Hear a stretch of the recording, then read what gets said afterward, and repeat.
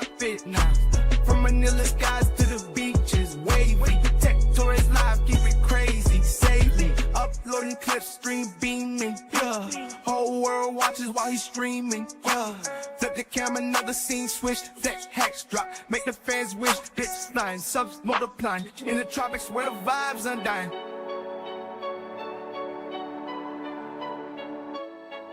He's the tech tourist life on display, in the heat wave streams all day, with the gear shift tech on a new phase, broadcasting life in that tropical haze, in the frame every single minute, tech advice gotta win it, when the islands of Twitch never dimming, chat so lit and the winds needs renting, lay it back with the palms swaying, tech tips and the crowds playing,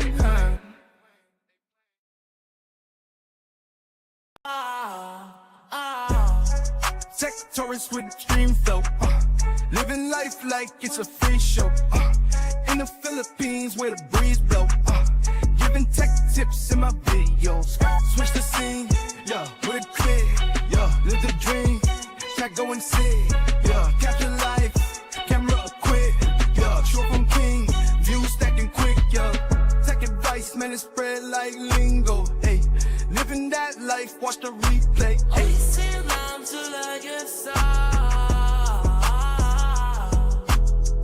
Hit that live chat popping, views climbing high, they can't stop it now. From Manila skies to the beaches, wavy. Tech tourist live, keep it crazy, safely. Uploading clips, stream beaming, yeah. Whole world watches while he's streaming, yeah. Flip the camera, another scene switch, that hacks drop. Make the fans wish, bits flying, subs multiplying. In the tropics where the vibes undying.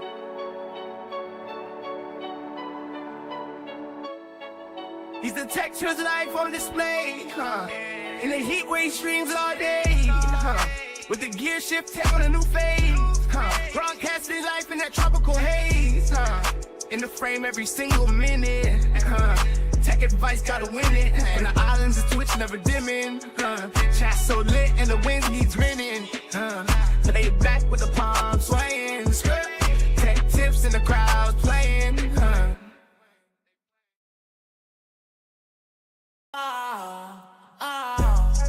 Tech tourists with dream flow, living life like it's a free show, in the Philippines where the breeze blow, giving tech tips in my videos, switch the scene, yeah, with a click, yeah, live the dream, tech go and see, yeah, capture life, camera quick, yeah, show from king, view stacking quick, yeah, tech advice, man, it spread like lingo, hey, living that life, watch the replay, hey.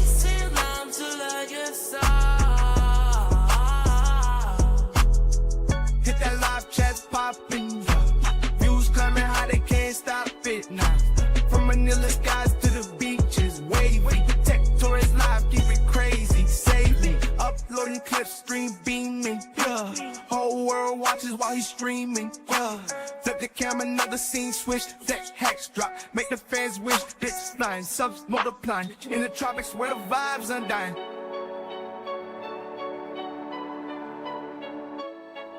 He's the tech tourist life on display, in the heat wave streams all day, with the gear shift tech on a new phase, broadcasting life in that tropical haze, in the frame every single minute, tech advice gotta win it, when the islands of Twitch never dimming, chat so lit and the winds needs renting, lay it back with the palms swaying, tech tips and the crowds playing,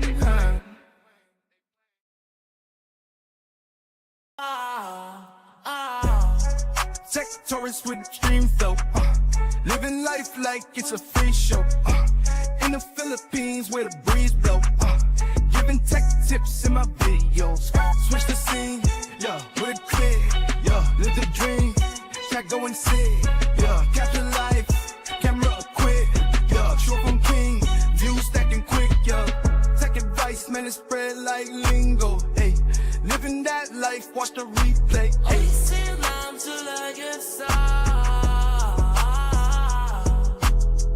Hit that live chat popping, views climbing high, they can't stop it now. From Manila skies to the beaches, wavy. Tech tourist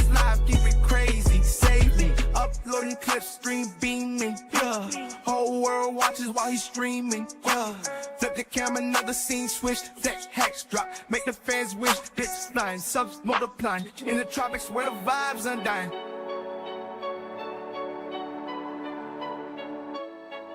He's the textures life on display, in the heat where he streams all day, with the gear shift take on a new phase, broadcasting life in that tropical haze, in the frame every single minute, tech advice gotta win it, when the islands of Twitch never dimming, chat so lit and the winds needs grinning, lay it back with the palms swaying, tech tips in the crowd playing,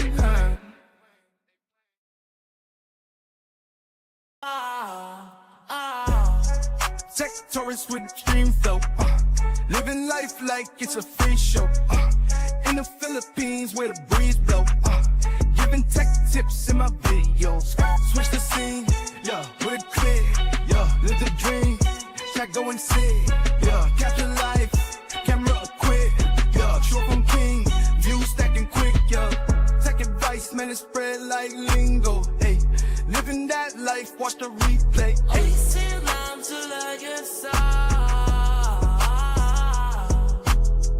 Hit that live chat popping, views climbing high, they can't stop it now.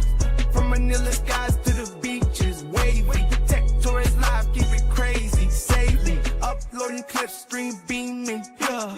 Whole world watches while he's streaming, yeah. Flip the camera, another scene switch. That hacks drop, make the fans wish. Bits flying, subs multiplying. In the tropics where the vibes undying.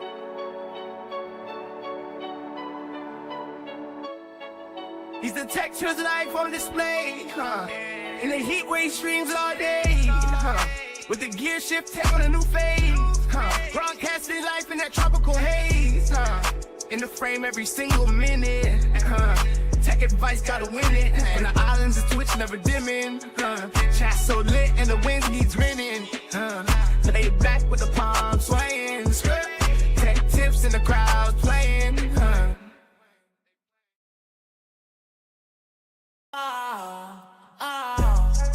Sectorists with extreme flow, living life like it's a free show, in the Philippines where the breeze blow, giving tech tips in my videos, switch the scene, yeah, with a click, yeah, live the dream, chat go and see, yeah, capture life, camera equipped, yeah, short from king, views stacking quick, yeah, tech advice, man, it spread like lingo, hey, living that life, watch the replay, hey.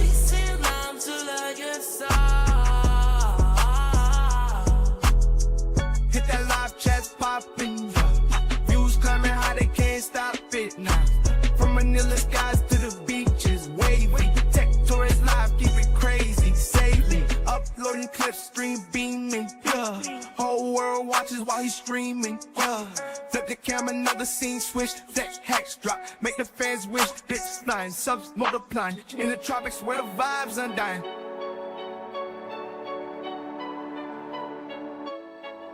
He's the textures life on display, in the heat where he streams all day, with the gear shift take on a new phase, broadcasting life in that tropical haze, in the frame every single minute, tech advice gotta win it, when the islands of Twitch never dimming, chat so lit and the winds needs grinning, lay it back with the palms swaying, tech tips in the crowd playing,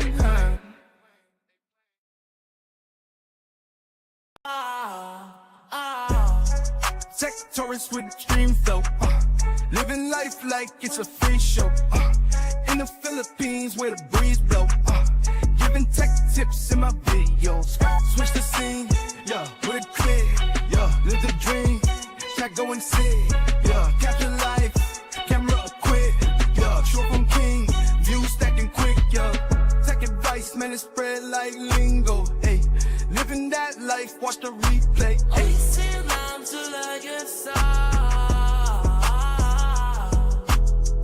Hit that live chat popping, views climbing high, they can't stop it now. From Manila skies to the beaches, wavy. Tech tourist live, keep it crazy, safely. Uploading clips, stream beaming. watches while he's streaming. Flip the camera, another scene switch. That hacks drop, make the fans wish. Bits flying, subs multiplying. In the tropics where the vibes undying.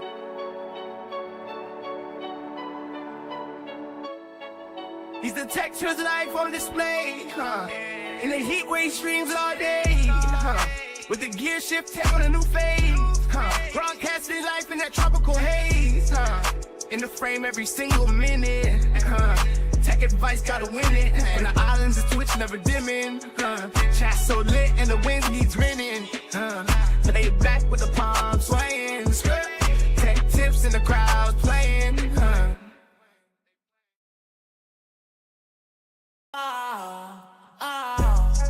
Sectorists with extreme flow, living life like it's a free show, in the Philippines where the breeze blow, giving tech tips in my videos, switch the scene, yeah, with it clear, yeah, live the dream, chat go and see, yeah, capture life, camera equipped, yeah, short from king, views stacking quick, yeah, tech advice, man, it spread like lingo, hey, living that life, watch the replay, hey.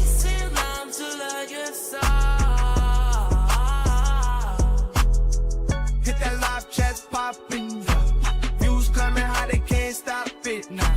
From Manila skies to the beaches, wavy. Tech tourist live, keep it crazy, safely. Uploading clips, stream beaming, yeah. Whole world watches while he's streaming, yeah. Flip the camera, another scene switch. That hacks drop, make the fans wish. Bits flying, subs multiplying. In the tropics where the vibes undying.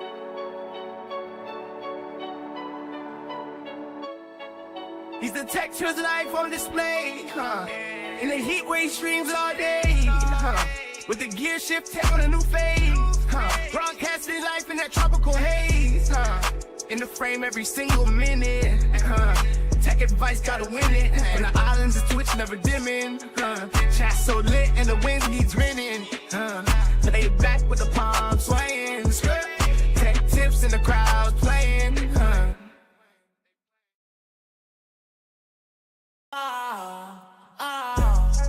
Sectorists with extreme flow, living life like it's a free show, in the Philippines where the breeze blow, giving tech tips in my videos, switch the scene, yeah, with it clear, yeah, live the dream, chat go and see, yeah, capture life, camera equipped, yeah, short from king, views stacking quick, yeah, tech advice, man, it spread like lingo, hey, living that life, watch the replay, hey.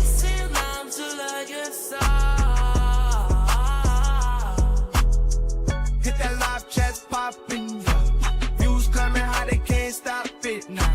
From Manila skies to the beaches, wavy. Tech tourist live, keep it crazy, safely. Uploading clips, stream beaming, yeah. Whole world watches while he's streaming, yeah.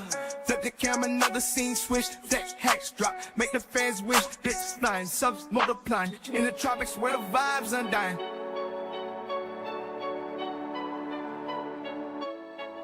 He's the textures life on display, in the heat wave streams all day, with the gear shift take on a new phase, broadcasting life in that tropical haze, in the frame every single minute.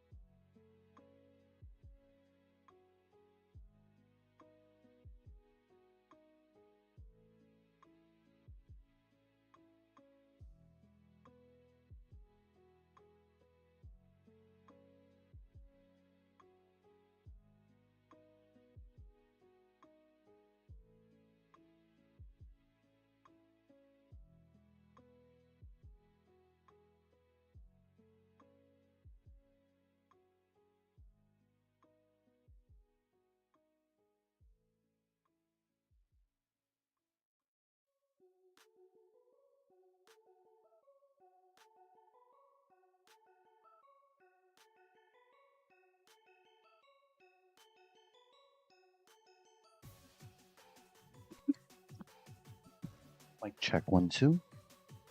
Got mic now. Sorry. Like, I actually put my other computer here. So I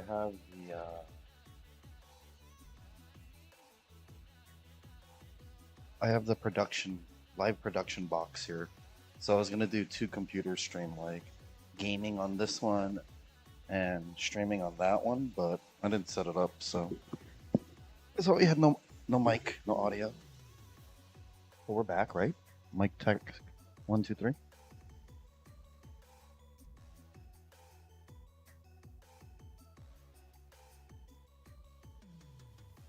I do have an episode of Tech Done By.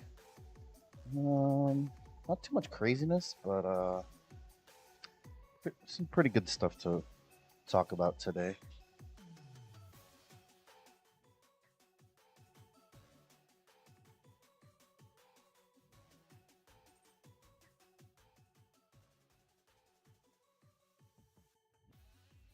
Hey, what up, Colby?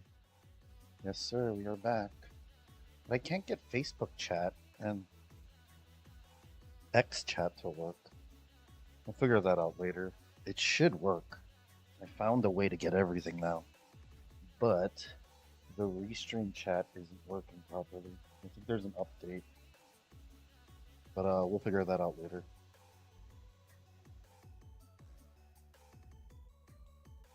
Do you guys like this view or the other one? 1x or 0.5? 0.5 you get like the whole thing though. Well, 1x is just, damn, cleaner. It'll help with our articles. Damn. I'm ready for Tech Done By already, so.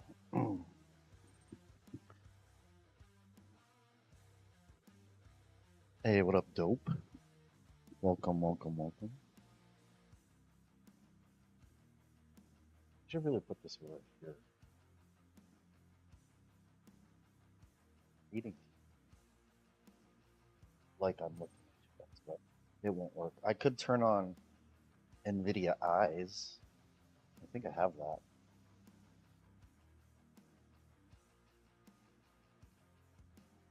TX broadcast? Oh, I don't. But this thing has its own eye effect. Well, you want to try out the eye effect, chat? Hey, what up, Inglorious? Look how messed up the eye effect looks like.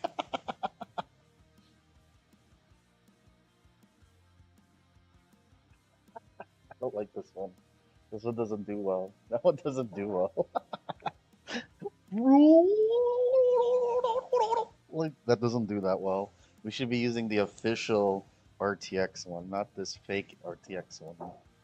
That's okay, we won't turn it on. I mean, do I really need to look at the camera when I'm talking? I think people like it better. But if I'm looking straight at the computer, this is the view I'm gonna look at. But if I look at you guys, it's just slightly up. Slightly up, you know? Oh. This one is better? What do you mean this one's better? Hey, what up, Dennis? Colby and Dennis, you guys are the YouTube MVPs. Thank you. You look weird when you stare at the camera.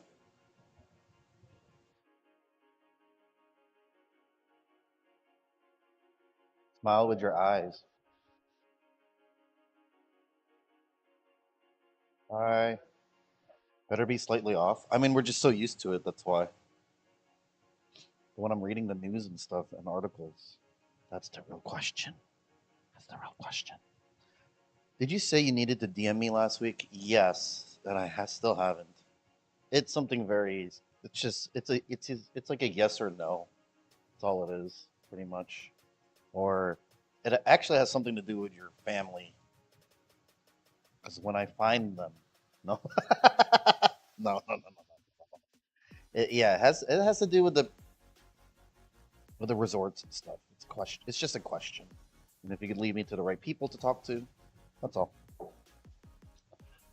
Can I get you Jollibee? Jollibee. You want to know what I ate in the last couple days? Just they can't pardon you. How come this stream buddy always gets disconnected? It's always disconnecting. I don't like using it now. This is the same problem I had with the other one. Yeah, MVP. Colby, and Dennis. You guys are MVPs. Oh, I was saying that I ate Popeyes this week. I ate McDonald's twice this week, and they all included chicken and rice. And then I got Wendy's today. That's why there's still a red bag here somewhere. It's out of frame. I mean, if I go to 5x, you can see it's in frame now.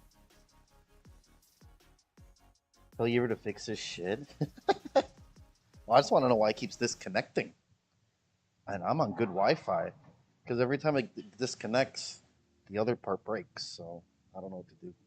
Oh, we're competing the troika of fast food, huh? A what? So I was saying that I do have a Tech Down By show today. We are going to ToyCon.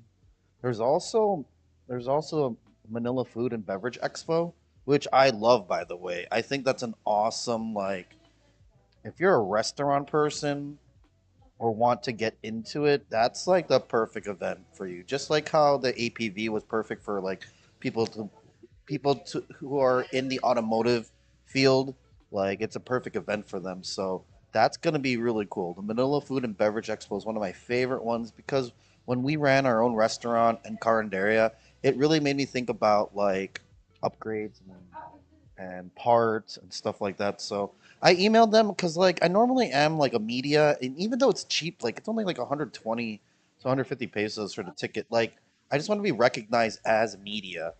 You know, I can go in as NXT or I can go in as Chris from Twitch. You know, oh my God, there are other people in the shop. Are they stream sniping? No, they're all everyone's going home already. That's why I waited. I waited for everyone to be finished. Every fast food chain in PH owned by the same three people. Well, that's true. And isn't that better? I mean, look at the big corps. There's Phil M Group, Bistro Group, and Wildflower Group, Hospitality Group. Those are like they have the best. They have the best chains underneath them. Besides Jollibee, Jollibee has a ton of chains, by the way. But we have to thank the Lord for Jollibee because they brought Panda Express. So I don't care what any of you guys said. Thank you, Jollibee, for bringing Panda Express to the Philippines. I'm now happy. I want Wildflower in Davao so bad. I mean, I know one of the owners of Wildflower Group. I can hint at them, hint at BJ for a little bit. Be like, bro, help me set up Davao. I got investors. I got investors. And then maybe we could do something about it. Um, but yeah. What was I gonna say? But yeah, Manila Food and Beverage Expo, definitely a fun event for me. Lots of free food, tastings, wine, alcohol. I get drunk there. It's just fun. Plus, I was media a couple times because they gave me books. They always give me books. And then ToyCon. You're gonna say what you would like at Jollibee? I don't. I've been saying. I was gonna say that I had so much fried chicken this week. It's not even fun. And then you missed the McDonald's mukbang skank. I spent exactly 4.99. Exactly 4.99, and I got too much food. And we tipped the driver max 60 pesos because you can't tip any higher than that on Food Panda. I wish it was Grab, but they're being little bitches. Jollibee US versus Jollibee PH. It depends on what you like from Jollibee. Like the US has chicken strips slash chicken tenders. I mean, yeah, chicken strips. We don't have that in the Philippines. So I like US for that. US used to have a buko pandan and a ube shake that was fucking delicious. Um, and then the only other thing would be US has the real bacon, but that's of it. That's the only thing I think the US has. They might have some new stuff that I don't know about, but when I was going to, that's what I liked the most. That's what I like the most. Better chicken and US chicken is definitely different, better, bigger, But the taste of the Filipino chicken for those who aren't born here or eat the Filipino chicken, it's like it's a completely different chicken. So it's pretty good. Like it just depends. It really depends on like what items you're buying. There is a big difference between the items. Like in the Philippines, I like that they have ube cheese and buko pie. We don't have that shit in America. You just have the tuna and maybe a peach mango. That's it. When in the next 20 pancake streams? Oh shit. We could do Denny's pancakes. Oh, those are not good either though. Shit. I don't know. Wendy's or Burger King? I feel like I would eat more Wendy's than Burger King because Burger King really is just burgers. But US versus Philippines, it depends on what you're getting. Like I said, like Inglorious says the sandwich is better. And I'm saying the same thing. Like the sandwich is better. Uh, Chicken strips are better there. We don't have chicken strips here. I mean, now we have chicken nuggets, but the chicken nuggets are garbage. They're not that good. Can I get you a bunch of Denny's? Shit. I want to say no. I hate Yum Burgers. Unless it's a cheesy bacon Yum Burger, I don't think Yum Burgers are worth it. I mean, they're just like street burgers. They're just like Minute Burger. I'd actually rather eat Minute Burger over a Yum Burger by itself. The sauce, etc., that shit quality patty. Well, McDonald's has their own versions called the Burger McDo. It's exactly the same as a Yum Burger. They actually competed with it because Jollibee was too strong. So McDonald's had to do it. They had to do it. Of course, everyone has to do rice, chicken, and gravy and spaghetti, but they had to do it and made the Yum Burger, but it's called a Burger McDo. And I really do feel like the burger patty and the Burger McDo is different than the burger patty in a cheeseburger or hamburger. I really feel like the cheeseburger hamburger is pure beef, while the Burger McDo is probably some mixture of beef, shit cuts plus pork. But everywhere I looked online just denies that fact that they look different. IHOP is better. Yeah, but in the Philippines, IHOP died and Denny's is king. And IHOP is back as a ghost kitchen if you live near Poblacion. But we don't have it anymore. So Denny's king. I like Denny's. Pancake House might be better pancakes than Denny's though. Like I don't go to Denny's to eat pancakes. Just the Grand Slam, but it's not really about the pancakes. Like they're okay. They're way better than McDonald's. But I don't know. I don't really think Denny's has crazy great pancakes. They're good. Like I could eat more than one, unlike McDonald's where they're like half cooked and taste like Play-Doh, and then even if you mush them all together, you kind of want to throw up still. That's how I feel about McDonald's pancakes. That's why we had to do the challenge. So I would never ever do it again. And thank the Lord I wasn't one of those idiots that puts the syrup all over that shit. You know, at least they have a choice. At least they get a choice if they want syrup or not. We gave it to all those people under the train tracks and shit. That was a really nice day for me because I already knew I was gonna finish it. That's why I was like manhandling, make sure that it was like organized properly, and then when we handed it out, it was to whoever was first. I could not do a like everyone get here. Like I don't want any fighting. Just whoever was there, tell them, hey, share this with other people. Of course they're gonna share it, you know. So I felt good that day. Moons over my hammies is the best thing to get from Denny's. Hear me out. Pancake syrup on pizza. I've actually done that. It's not that bad. Is Denny's available from Grab? There probably is. I mean, the closest Denny's here would be Uptown. Maybe does Mega Mall have one? But I have put syrup on a lot of things, like bacon, eggs, and syrup on top of pancakes. You know, that's putting syrup on shit. Yeah, it's pretty American. It's pretty American. So I don't see why there's a problem with it. What I do have a problem is actually I don't. I don't. It's like Eggo waffles. I love putting cream cheese on that shit and then putting syrup on top of it. And then toss an egg and bacon if you have it. Oh my god, a complete breakfast. And nobody's crying. I started putting cream cheese on my on my pancakes and my waffles that every single one of my little cousins now do it. I don't know. I also like it with pineapple. Pineapple. I also like it with banana and peanut butter on my waffles. That's pretty good. Hot honey on pizza is amazing. Like hot honey, like scolding hot, or like hot honey, like Scoville rating hot.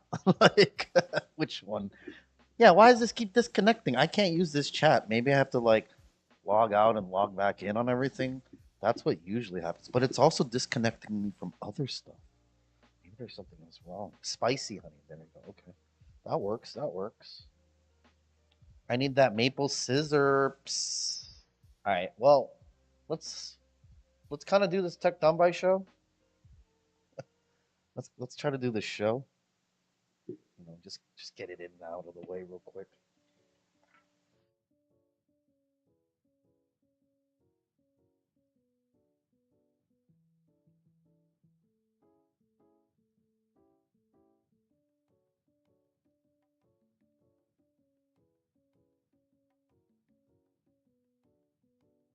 Read this shit.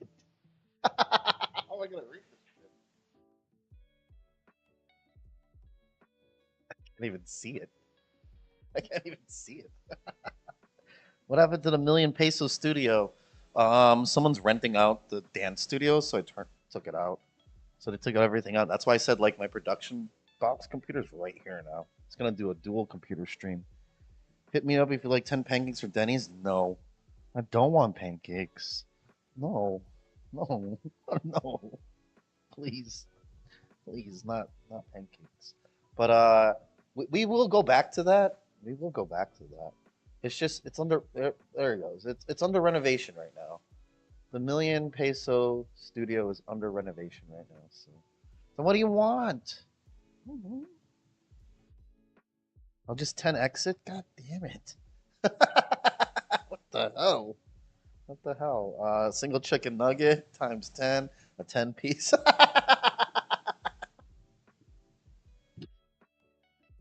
Uh, this is worse than having a troll in chat.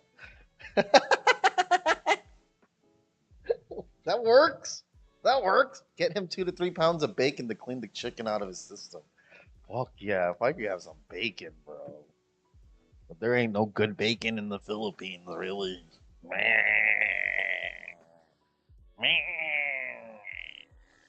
I mean, there's Buffalo Wild Wings.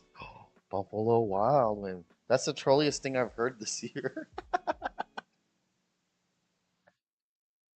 Tito, TGI Fridays. Buffalo Wild Wings is the best. Um, Denny's is right across the street. Denny's is at Estancia. Denny's, Italiani's, Texas Roadhouse, Modern Shang, Randy's Donuts, Tomatito, Buffalo Wild Wings. Damn, they almost have the entire bistro group in there. Yeah, because TGI Fridays is outside. They have the entire bistro group here. Let's go. 20 wings. I'm down for 20 wings. That'd be great. Dry buffalo rub is my favorite. But you're probably gonna pick the sauce. Bacon plus 2 pizzas plus mozzie cheese plus chicken fillet, chicken skin on the side equal perfect cheat meal. Cheat meal.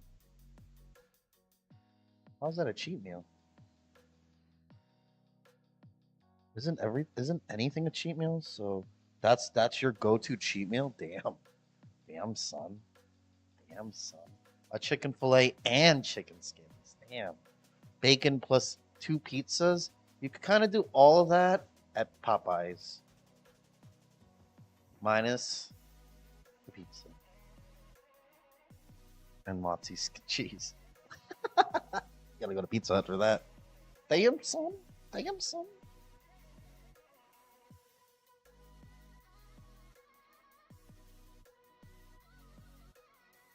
Mac and cheese on the side. I have not had any good mac and cheese in the Philippines, and I still feel like Kraft macaroni and cheese would be better. Drop back, dope. Back me up with how many wings do you think Chris can eat before he pukes? Oh God. Popeyes makes it better than Kenny Rogers, not gonna lie. Popeyes has mac and cheese here?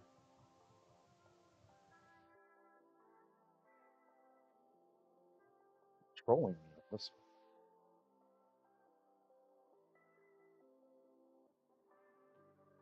I know they have like mac and cheese bites, spicy, but I don't think they have like regular mac and cheese like as a side dish.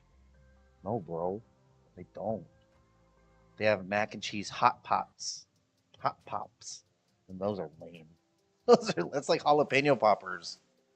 But they can't say jalapeno poppers in the Philippines for some reason, so they call them mac and cheese hot pops. No, bro, they don't have it. They don't have it, huh? They don't have it, huh? Yellow Cat mac and cheese. Haven't tried theirs either, but they do have a fish burger, shrimp burger, chicken burger. When I was young, I could do the wings challenge at Hooters, and then I switched over to I switched over to getting the wings served naked, and then that would be monstrous. Buffalo Wild Wings, I don't know. It's a lot of wings. It's good. It's one of my favorite wing spots besides Wild West. I don't know why Wild West has good wings, but they do. But yeah, nude wings is the best way served, bro. The mac and cheese bites is so similar to Tokyo cheese bite. Never tried the Tokyo one. I don't know. When I came back to the Philippines in 2019, I had Tokyo maybe like 2 or 3 times, and then they did this like unagi, but it was bangus instead with bones still in it for some reason. But when I ate that, I was happy it was bangus, and then like I never ate Tokyo again because I was disappointed and appalled at the fact that it wasn't truly boneless bangus when it should be, and to the fact that the yum sauce does work well with it, but then you got the bangus aftertaste that makes it feel like you're not eating unagi. But I don't know. Ever since that, I completely stopped. When I was younger, I thought Tokyo was okay, but now I don't really think it's good at all. Mac and cheese in the States has fell off bad since COVID. Everywhere that boils it in a bag stuff and it's just super runny, they want $6. Yeah, I just don't want. That's the kind of mac and cheese I don't like when the cheese is runny. Like I want the cheese to be like fucking Kraft macaroni and cheese, like that, bro. Like it doesn't need to be like liquid water yellow. Ugh. You know what I'm saying? Like Kenny Rogers mac and cheese is okay, but it's kind of that liquidy melting, and sometimes their noodles are overcooked. And then like everyone else who does like a baked mac and cheese, like they're okay, but then they add like some other cream. Like just keep it mozzarella and cheddar. These people add like some kind of like cream, like Star Margarine or Nestle cream into their mac and cheese to make it cheesier. But it's not. Like, don't put that. Like, why do Filipinos need to put Star Margarine and Nestle cream and everything? Like, you know what? We'll make this Filipino. And then poof, Nestle cream and fucking hot dogs and fucking sugar and fucking, like, oh, God. Like, please stop. That's not Filipino. All right? Like, that's called ruining food. Please stop doing that out there in the world. Please stop doing that. KFC's garbage now? Yeah. Well, KFC has to be garbage now, right? Because in America, they've been garbage. Nobody even wants to eat there anymore. And then KFC was doing so well internationally, right? So well. And it was just about time for them to start being shit. And since pandemic, KFC has been shit. Every time I get a famous bowl, I get some stale ass poppers on that shit. Or, it's not enough mashed potatoes sometimes. Or like you get chicken, it's like this was the worst piece of chicken I ever ate. Like that's the problem with KFC. It's becoming like America. Like it's becoming shit. And I agree with you, Skank. It is. Sometimes I really want KFC, but I'll be disappointed at the one piece chicken I get. So I always get like a famous bowl, but then now the famous bowl, sometimes you get the shitty pops and they're not fresh. They're fucking leftovers stuck in the corner under the grill and they've been heat it up so much that they're like cardboard, and then that's what they put in your famous bowl, and you're like, what the hell is this? And it would be the same poppers that would go in your seasick bowl. So like most of the stuff I get there would be the same shit, and then I'm just like, I don't want this anymore. Now I have to go for like twisters and maki roll shit just so that I get the better chicken strip kind of deal. That's why I just eat Popeyes now. Popeyes, McDonald's chicken is starting to suck. They did change the recipe. It's like just more breading, and they leave the skin on. Jollibee is still standard. You can eat that all a lot of the times and won't go wrong. So mac and cheese from Kenny Rogers so bland. I agree. It's fucking bland. It's not even why I remake it with mozzarella on top and read it. Yeah, throw some mozzarella, a little bit of spice, a little bit of peppers. You know, that's it. Like, I don't know why they have to make everything like, oh, we can blowtorch on the top of this. Like, if your ingredients suck, blowtorching is not gonna make it better, man. Like, because like I'll order from the Cloud Kitchen stuff, and you can tell which group it is by if they serve mac and cheese, and they have two different mac and cheeses, and both of them suck, and both of them suck. So that's why I don't even like mac and cheese in the Philippines. Even Senor Pollos, it's okay when you're hungry, but sometimes it starts to become like Kenny Rogers. But I thought theirs was okay. Senor Pollos. Popeyes is superior. That's why I'm happy they brought it back. I can't even believe that this is their second coming. Like they died and then came back and actually brought down pricing because that's what it is. I agree with like what Monero told me a long time ago that they did come into the market early, long time ago, and failed because they didn't uphold like the Filipino taste and pricing. You got to bring down the pricing. And the new Popeyes, not only do they have the chicken rice and everything, but they also brought in burgers like chicken burger, shrimp burger, fish burger, just to have other options and smaller prices. So they really did their pricing right this time around. And they even did like crazy activation where they were going to try to open like 7 at the same time and shit. But now we have more than 20, I think. What's the best way to do if you feel like you don't like working anymore? Like forever, like laying flat, just find something you like at your job and just tell yourself and know that yourself that the job you're at is just a stepping stone for the next one. So just find the peace and fun in what your current job is, get what you need out of it, and move on or move forward, bro. That's it. If they're gonna be stuck there forever, then that's just how it is. I always try to find something fun in the work that I do, so I don't, because I'm gonna complain anyways. And I probably hate my job, but the day goes so much faster when you enjoy things. So why not just find something you enjoy at the job and do that? That's it. That's what I do. Kanto fried chicken is so much better than KFC in my opinion. I don't really eat that much Kanto's fried chicken. I actually don't even like to eat street food, to be honest. I'm very like maarte. I'm super Maarte on that. The Popeyes in Newport is always packed. Oh, that one's a nice Popeyes too. But all of the Popeyes. I mean, Mall of Asia has two, literally two Popeyes right next to each other. You can see the Popeyes from each Popeyes. That's how close they are. They're literally like a block and a half away. And you're like, where the hell is there two? Because one's inside SM and one's in the annex, the NU building, which is part of SM campus. But they have two Popeyes within walking distance of each other. So I've seen Raisin Canes on social media. Oh, Raisin Canes is good. It is hype though. A lot of people just like that's just chicken fingers, but I love chicken tenders, so I definitely love Raisin Canes a lot, a lot. Even if it's hype, I still like it because I like chicken fingers. I know they have like tender bobs and shit here, but theirs is just on point. Kind of like Popeye's chicken fingers or chicken tenders. They're pretty good, but they're kind of small and they're not as super juicy, but they're good. I just like chicken tenders. That's why. That's why they give you a gallon of sauce. Yeah. I used to, you know what I used to thought that I didn't know? I thought the sauce at Cane's was made out of the iced tea, and that's why they sold iced tea. And I'm like, can I get some iced tea sauce? Because the Raisin Cane sauce, I was like, it's made with iced tea, right? So for like a couple of years, I ran with that and started just saying that out loud. And then I said it in front of one of the workers. They're like, "Sir, our sauce is not made of iced tea." I'm like, "Okay, what is it made of?" "We can't tell you." I was like, "Okay, fuck off then." Like, thanks, thanks. Telling me I'm wrong and then don't want to tell me shit afterwards. Like, thanks, thanks. Our tender boss pop up. No, I just saw the store building like when we were at Mall of Asia, and I know we have a couple of them around the area, so I don't know if it's like worth. I can make the sauce with two ingredients: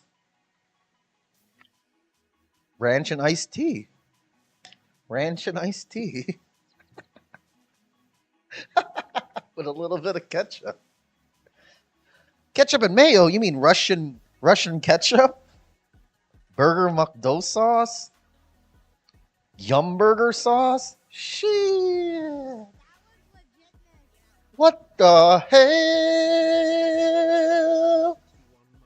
61? Can you get to 69 already? What the hell are you doing at 61? I do have updated emotes, by the way. I'm going to get rid of the half years, or I don't know, but I do have emotes for those who are past the 60 months. I made them because Alfred made my emotes, but I'm too nahihiya. Like, what is it? It's not I'm nervous or I'm ashamed.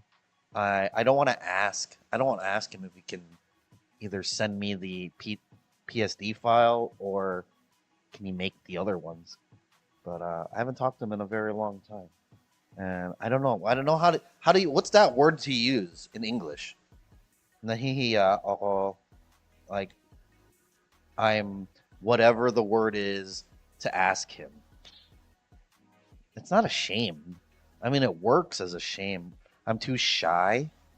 I get, but like emphasis on like it's shy, but emphasis on like I don't want to bother you kind of thing. How is that? No, it's still shy, but like there has to like the emphasis would be on like I don't want to bother you in that context of what nahihiya is, but I want the English word that isn't shy. That's it. Dumbass. Shut up, Big Phil. I'm ending my stream now. I can't be tolerated to have people as toxic as Big Phil in here, so I'm ending my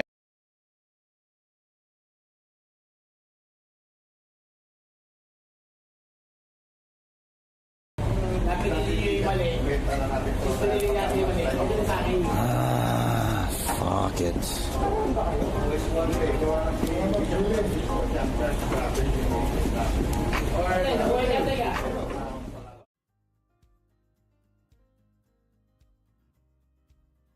Forgot my keys.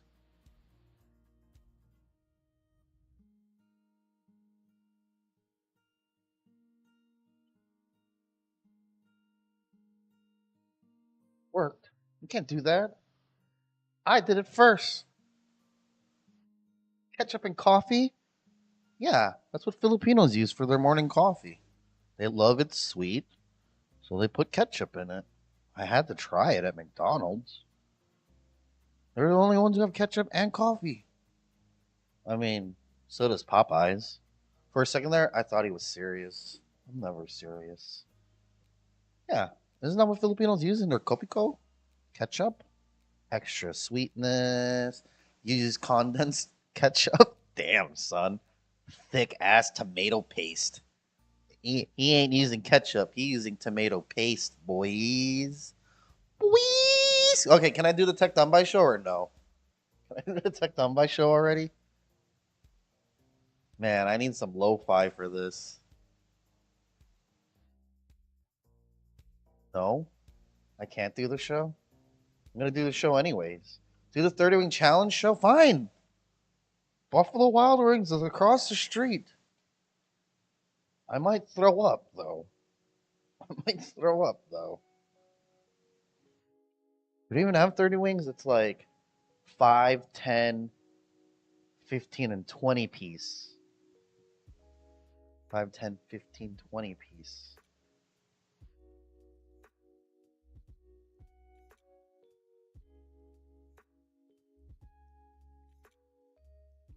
Sino si Angry Talong? Sino ka? Ba't nag-redeem ka? Oy, kumusta pre? Kumusta pre? I-Gcash mo ako, tapos ako mag-order. The,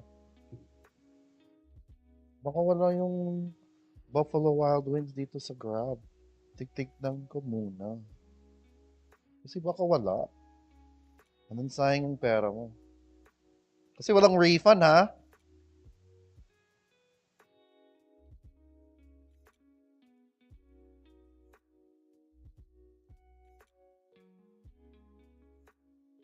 Ako din, kumain ako ng 50 wings. Dun sa Orland Park din. Kasi dati, nandun lang kami sa Schaumburg. Nasa Schaumburg Hooters palagi. Yun ang number one place na kumakain namin ng mga Hooters. Schaumburg talaga. Kasi nandun yung mall. Diba?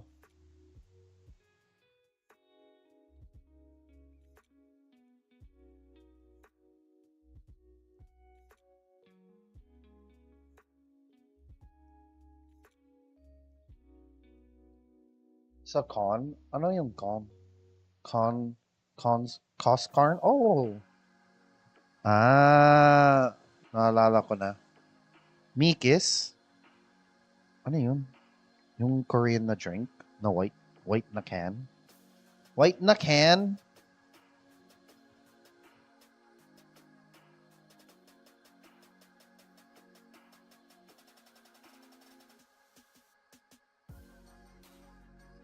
Okay lang kung walang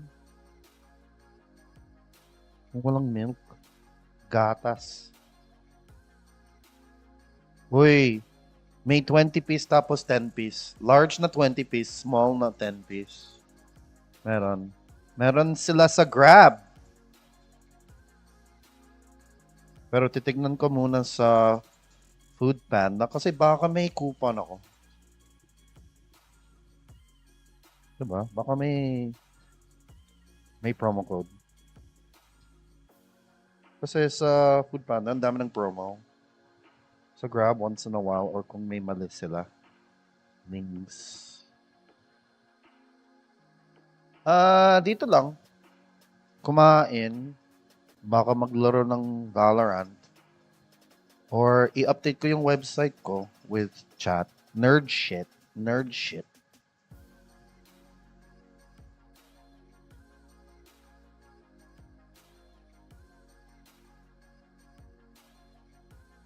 Wala naman Buffalo.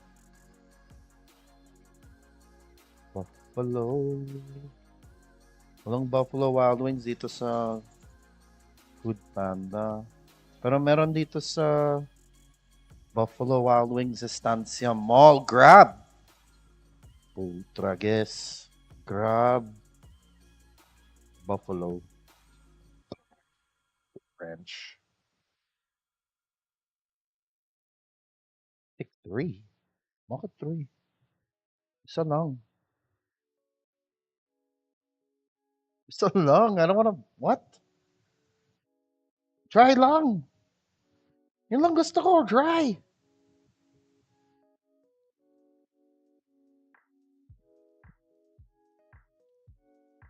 At least na lang.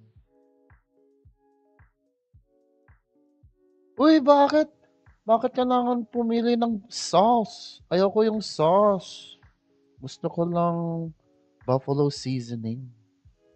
Di mo pwede i-add. Kailangan pumili ng one sauce. That's lame. Samgyup, whatever it's called at the port. Oh, kumain ako like 2 days ago. Learning to deploy React applications? Maybe. 50 wings. Fuck that shit. 50? I'm gonna do 50. Your Tagalog sucks? Your Tagalog sucks. Your English sucks. You type like a 4th grader. Don't tell me my Tagalog sucks. I know.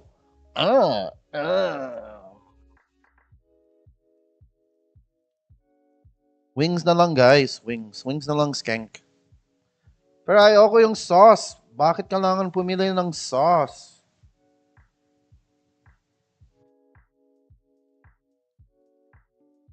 Stop. Mm. What if six 5-piece wings? Para lahat pwede buffalo dry rub, bro. I had it 2.5 days ago, got the worst food poisoning ever. I'm feeling better now on day 3. But the last 2 days, I legit thought I was gonna die. At least she stayed home. Didn't think anything could be as bad as kidney stones. Your college sucks, Chris. Your bro, salted egg wings are bomb. I just want dry buffalo rub. Yes, see? They let me choose the seasoning on this one. Why are they making me choose sauce on the other one? Oh, I can't even choose buffalo seasoning. But if I get that and I get 1, 2, 3, 4, 6, 5, 10, 15, 20, 25, 30, 2160 versus a 20-piece traditional large. Why do you have to pick 3 plus 1 seasoning? How about none of them? Why is it making me pick sauce? I don't get it. Don't make me pick sauce.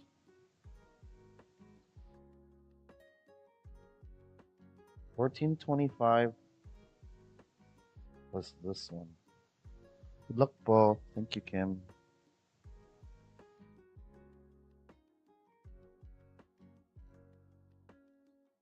Okay, what's cheaper? 2610 versus 1425 plus 765. Can you speak any dialects, Victor? Oh, it's raining right now. I'm craving some matcha iced coffee and chips. Coffee chips? 30 is realistic. Fever, sweaty. Damn, that sucks. That sucks, DJ. I just hope you're better now. I haven't gotten sick from them, and I eat that like at the worst times. And I also leave my food out and bring it to work and eat it. So I should have gotten sick from the eggs, but I switched it up this time. I got one of these fried chickens or the Korean chicken, whatever, and then the egg roll, and I was happy with that. I did that one this time. Doctor told me got norovirus from there. What the fuck is a norovirus? Huh? Booking the flight to PH soon? Aren't rubs listed as sauce there? Yeah, but then Grab is making you pick a sauce, and then you could pick the dry. I just want dry, so that's why I'm trying to see if I could just buy 6 5-pieces versus a 120 and a 110. Trying to see if it's like the same price. 1425 plus 765, 2190. You save 500 pesos when you buy it that way. But why are they making me use a sauce? Yeah, Grab is making me pick a sauce. It doesn't make sense. I'm just trying to buy 30 wings. It'll cost 500 more pesos if I buy it individual 5 pieces. But I can't buy this. Even if I put notes, there's going to be sauce. I don't even want the sauce. I just want dry buffalo rub, the whole thing. If we get a 30 piece, that's a 20 plus 10. That's 2,205 pesos. And I have no coupons. Oh, we could have saved 20% off, but that's at 11 a.m. to 11:59 p.m. Friday to Sunday? Oh, only the weekend. No coupon code. Damn it.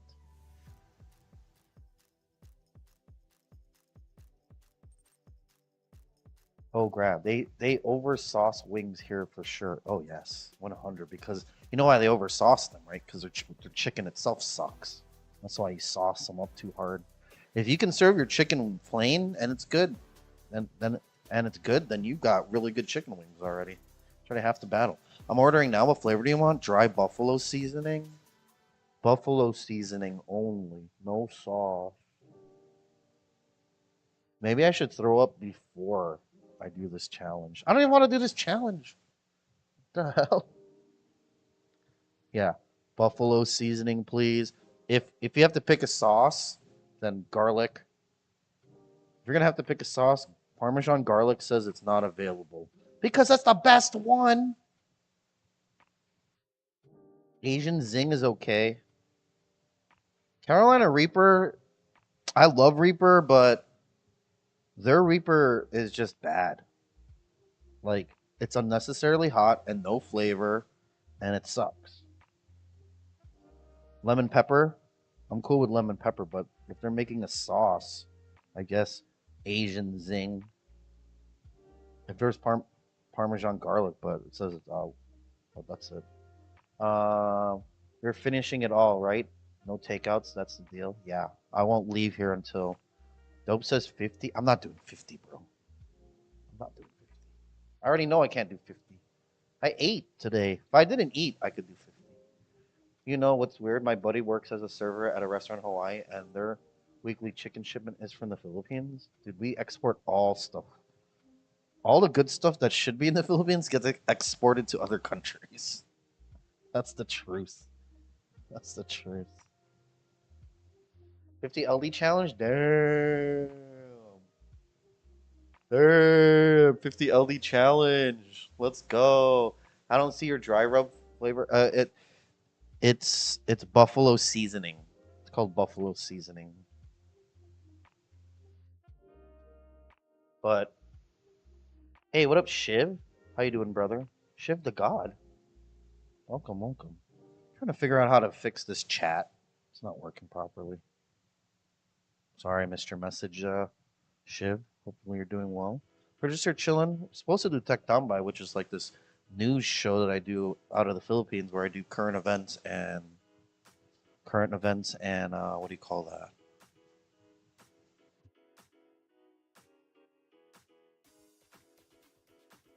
And tech news. I don't see your dry rub anywhere. What the fuck? You're gonna eat 50? You guys trying to kill him? Skank is trying to kill me. Like I said, if you're gonna choose sauces, I'm okay with Asian Zing, garlic parmesan, buffalo, but I would really just want dry buffalo rub. And I'm probably just gonna throw up after this whole thing. I thought I could handle 20 before and couldn't get past 14. I'm weak. I'm not a monster like my brother. So my brother was trying to max out at a buffet once, right?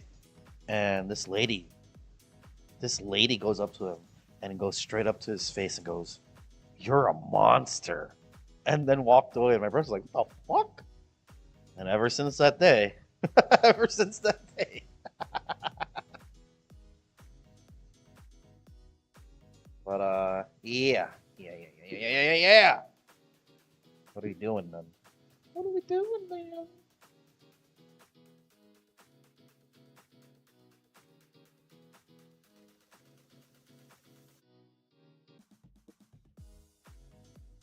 Yeah, I don't know why like this doesn't work. I can't get all these chats, even if I wanted it to. I can get past 3. I like Buffalo Wild Wings a lot. And remember what I said? Danny Boy won the free wings for a year at this. This was the first Buffalo Wild Wings in the Philippines. It was right here, Estancia. And then they cut it in half. So now it's Buffalo Wild Wings, and on the other side is Tomatito, sexy tapas. My spice tolerance is so low. Ever since I moved to the Philippines, my spice tolerance has gone way up. I was actually a judge at the chili eating contest, Philippines chili. I was judging that shit. I was eating Reaper with Gargamel Reaper on a fish cracker Reaper, and it was good. I like Reaper, but some places Reaper's bad. It's just unnecessary. But what's the requirements? Be the first 100 or something? Be the first 10, 50? It was just being the first, and Danny lives across down the street from it, so they went at night, got in line, waited till morning, and then got free wings. So for a year, he could go any day and get a free set of wings. Every single day he could do it. It wouldn't like no, there was no eating contest. It was the grand opening of the very first Buffalo Wild Wings in the Philippines, which is right here at Estancia Mall.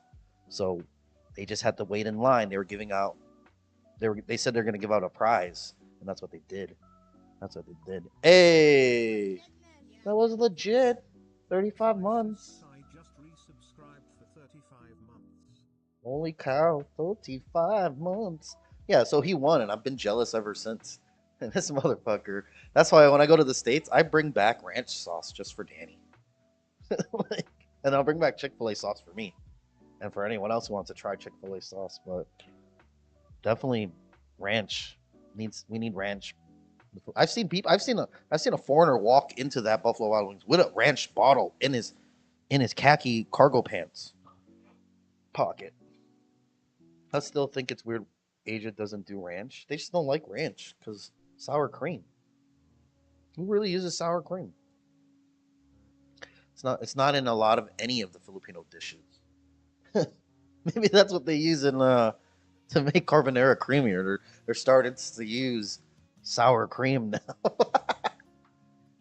Yeah, I love ranch. Filipinos like fucking gravy. That's it. In America, we do ranch and hot sauce. In the Philippines, just put some gravy on that bitch. And this fake ass barbecue sauce everyone has. Everyone has a fake barbecue sauce for some reason. Like the fakest of fake. Like, please. Please help. We'll need this. All right, so let me get back to the topic on hand. Gravy is literally ulam. I know. I'm just saying that's what Filipinos like. I'm good for them. I just can't. I just can't. Can you take a look at the message? I just saw it. Hold on, let me check.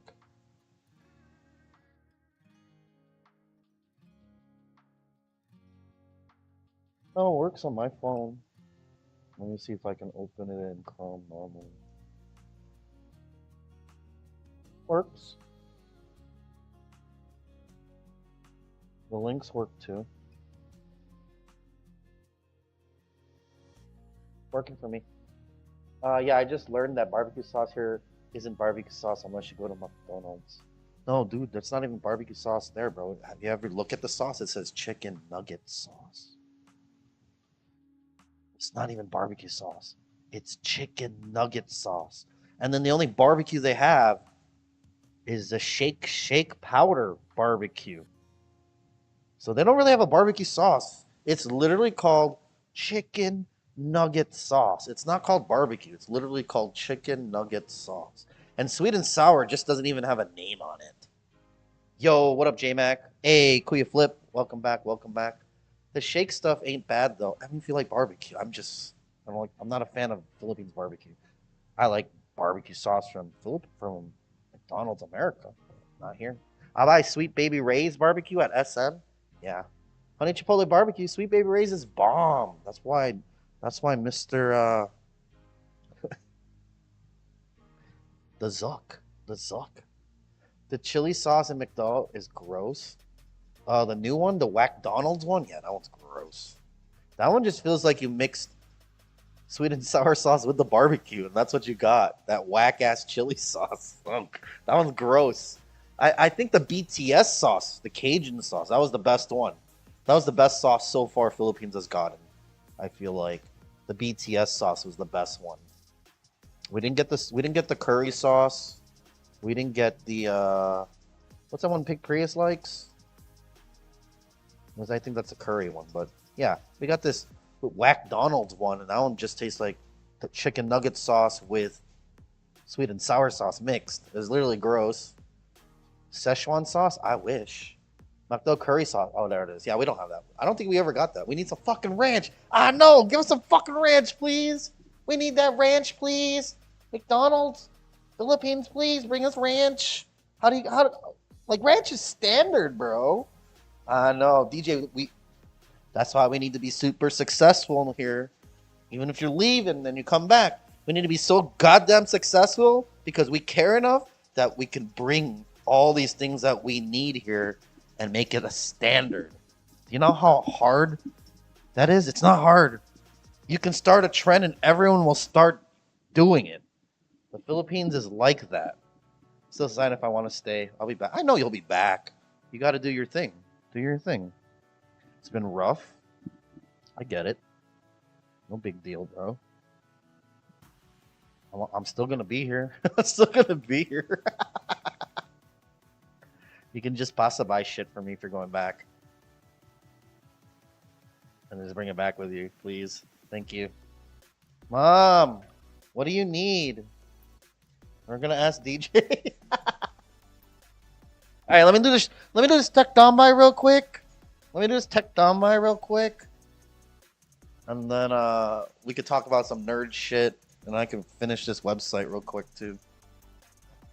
All right, let's get started. Let's get started, guys. Today is Monday, June 10th, 2024. On this episode of Tech Dumb by News, we got a digital national IDs locked and ready to load. We got some eSIMs on the mind, some new Qualcomm chips, and some Microsoft and gaming news. On this day, in 1752, 272 years ago, Benjamin Franklin flies a kite that collects a charge after being struck by lightning. Did you guys know that was today? That's today, and it's raining in the Philippines. We should honor Sir Benjamin Franklin by flying kites with keys on it. You know? And on this day in 1977, 47 years ago, Apple releases the Apple II series of computers. On this day in 2013, 11 years ago, Apple introduces Mac OS X 10.9, codename Mavericks. And on this day in 2016, 8 years ago, Gawker Media filed for Chapter 11 bankruptcy. You guys remember Gawker? It's raining, but I can feel the cold air. I can hear. I don't know what I can hear, but I feel like something is going to happen soon.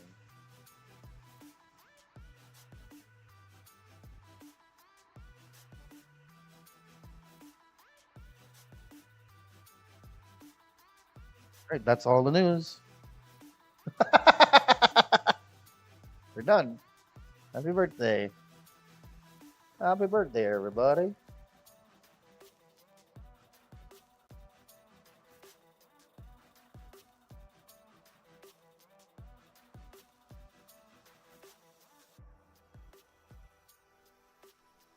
Why is Twitch not working for me?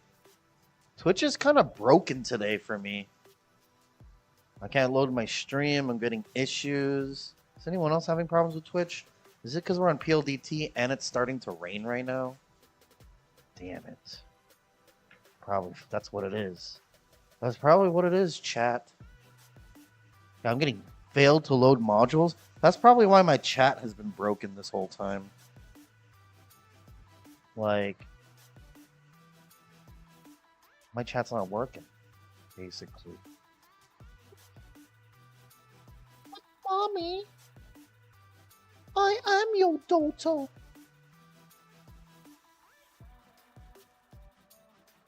I mean, everything else seemed to work now. It's just an issue with that's an issue with Twitch. All right. Anyways, let's begin.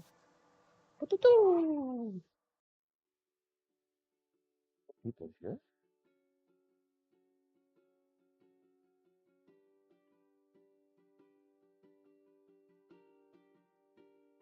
This to this side. This to this side. This go over.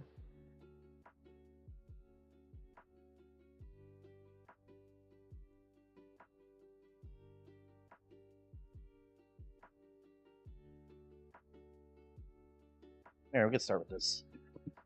The PhilSys launch, secure, convenient, and optional digital national ID system. The Philippine Stats Authority and the Department of Information and Communication Technology, DICT, have officially launched the digital national ID system in the country. The PhilSys aims The Philippine Identification System aims to provide a single identification system for all citizens and resident aliens. The digital ID will contain biometric data such as fingerprints, iris scan, and a front-facing photo. When did they do the iris scan? What? That's new. That's kind of invasive. The PhilSys will also include a unique PhilSys number that will be used for transaction with government agencies and private institutions. The government hopes that the digital ID system will improve service delivery, reduce identity theft, and promote financial inclusion. The, the registration process for the PhilSys will be done in designated registration centers and throughout mobile registration units. The digital national ID is optional, but is highly encouraged for all eligible individuals to avail all the benefits it offers. The PSA and the DICT are working together to ensure the success and security of the digital national ID system in the Philippines. We talk about digital all the time. Remember when we ran out of license plates and license cards? Like, hell yeah, I'm down for digital cards and digital everything, but like implementing this might be problems, you know? Always issues. The Philippines secure and convenient doesn't connect ever since. What up, spring rollings?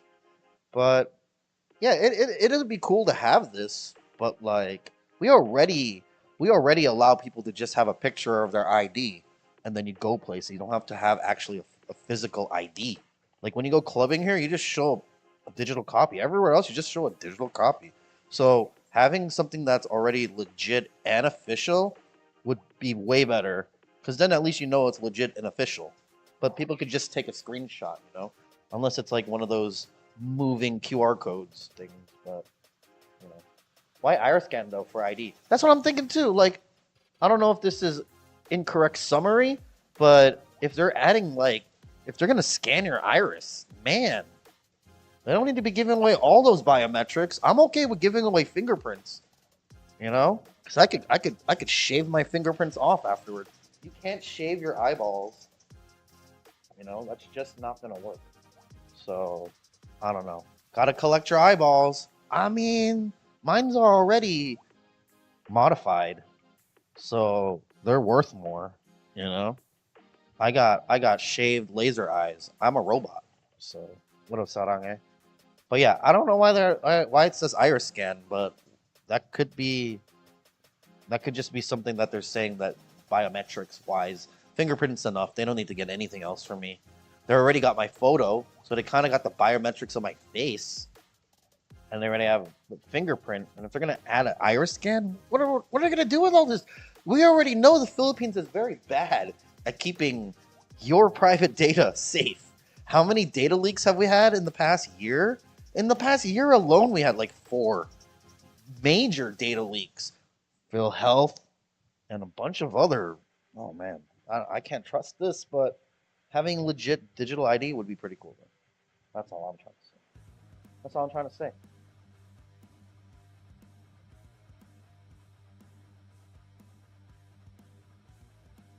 (2024) Philippines Independence Day, celebrating freedom, culture, and unity. The Philippines Independence Day celebration in 2024 will include various events and activities to commemorate the country's freedom from Spanish rule. These activities will showcase the rich culture and history of the Philippines through parades, concerts, exhibits, and protests. The celebrations will also feature traditional Filipino food, music, and dances to highlight national heritage. Local communities and organizations will participate in the festivities to promote unity and patriotism among Filipinos. The events will serve as a reminder. Wait a minute. Where is the event for this? Chat. Ah, here it is. I'm supposed to open both. The Philippines government will also hold official ceremonies and programs to mark the occasion. Overall, the Independence Day of the Philippines will aim to instill a sense of pride and nationalism among Filipino people. There was a list of places to go check out, actually. Move over to the desktop scene here. Some fairs and bazaars are going on. High Caps Marketing Corporation will be doing cupcakes. Comedy Manila will be celebrating No Rems Ako Dito. Department of Labor and Employment has a month-long calendar of activities. There's just a bunch. The Malaya Music Festival, I kind of wanted to go to this thing. It's at Okada, and it's indoors, and it's an indoor event. Concert at the park. That's at Luneta, as always.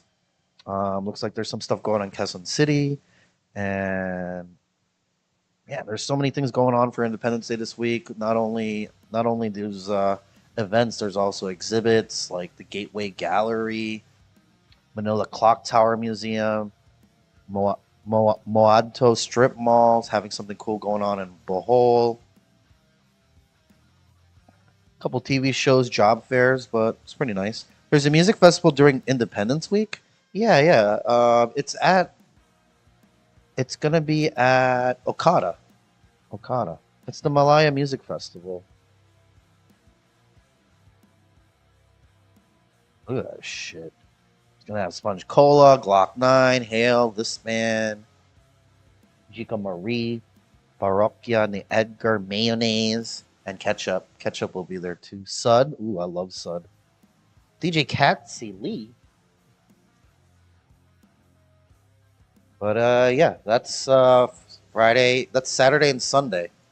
So just went there earlier. I noticed there was a stand nearby the fountain area. Hey, that's what's up.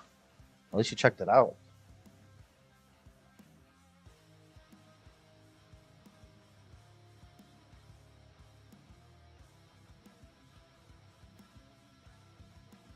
Welcome, Holy Trinity. On to the next.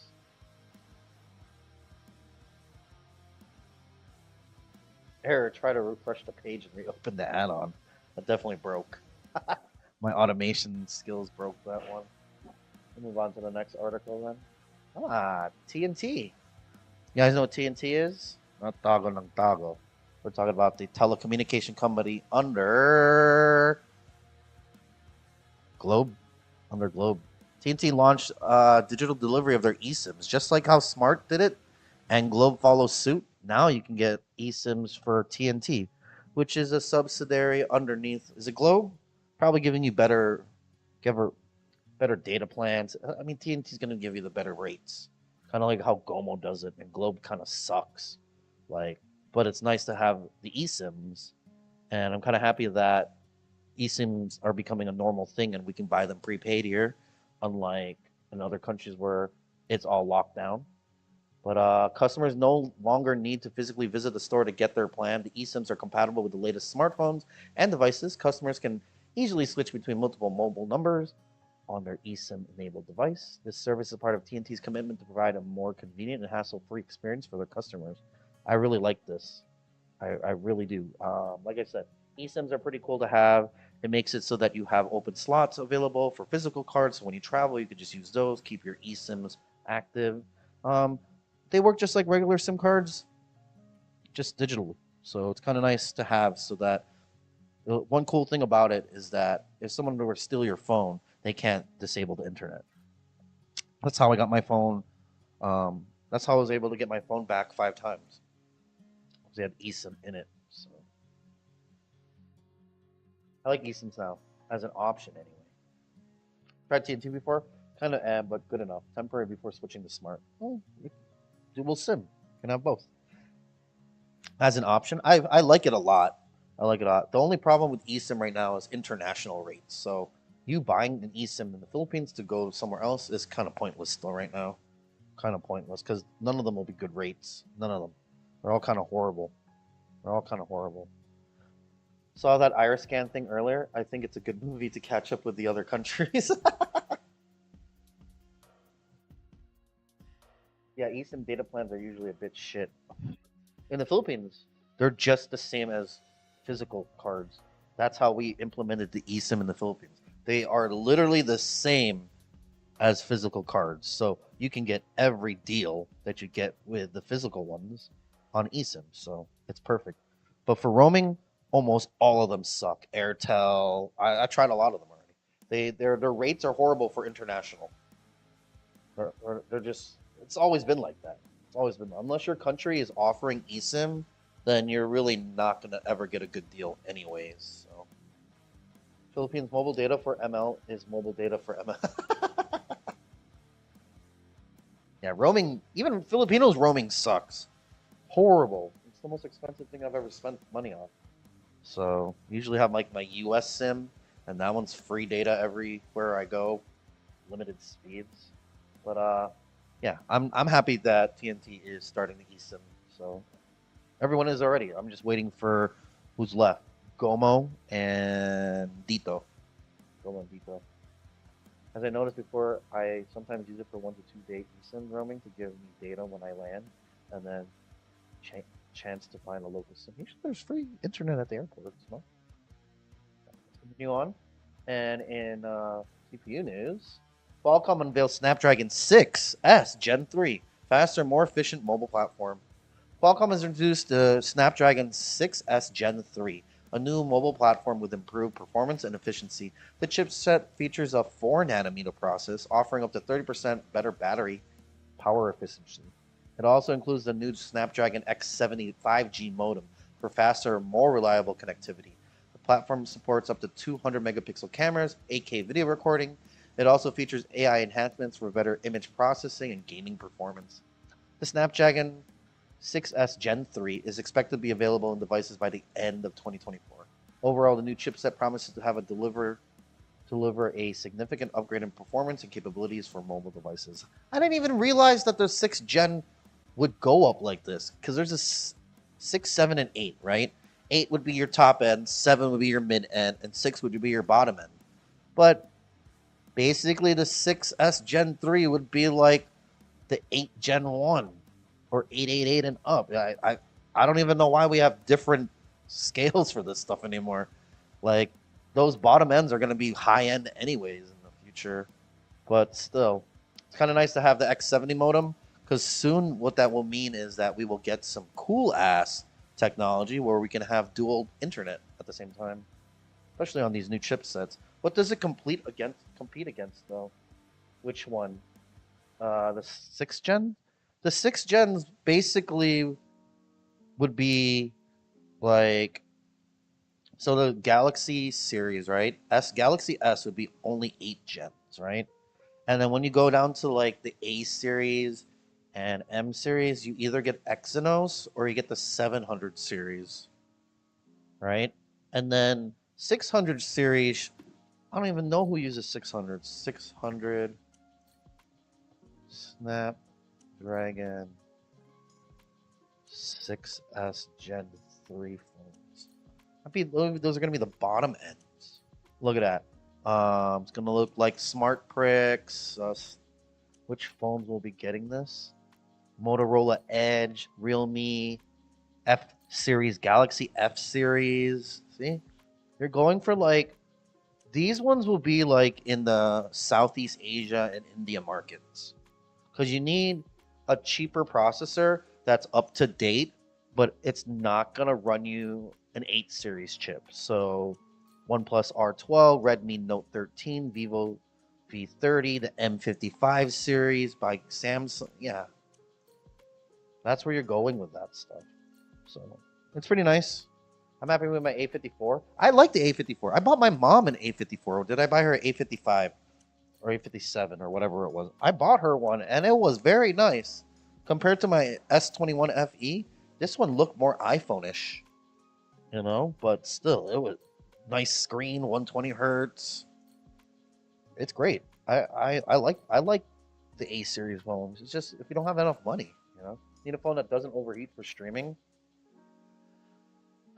Samsung, get a fan. You want one of my fans? You can have one of my fans. I have two now.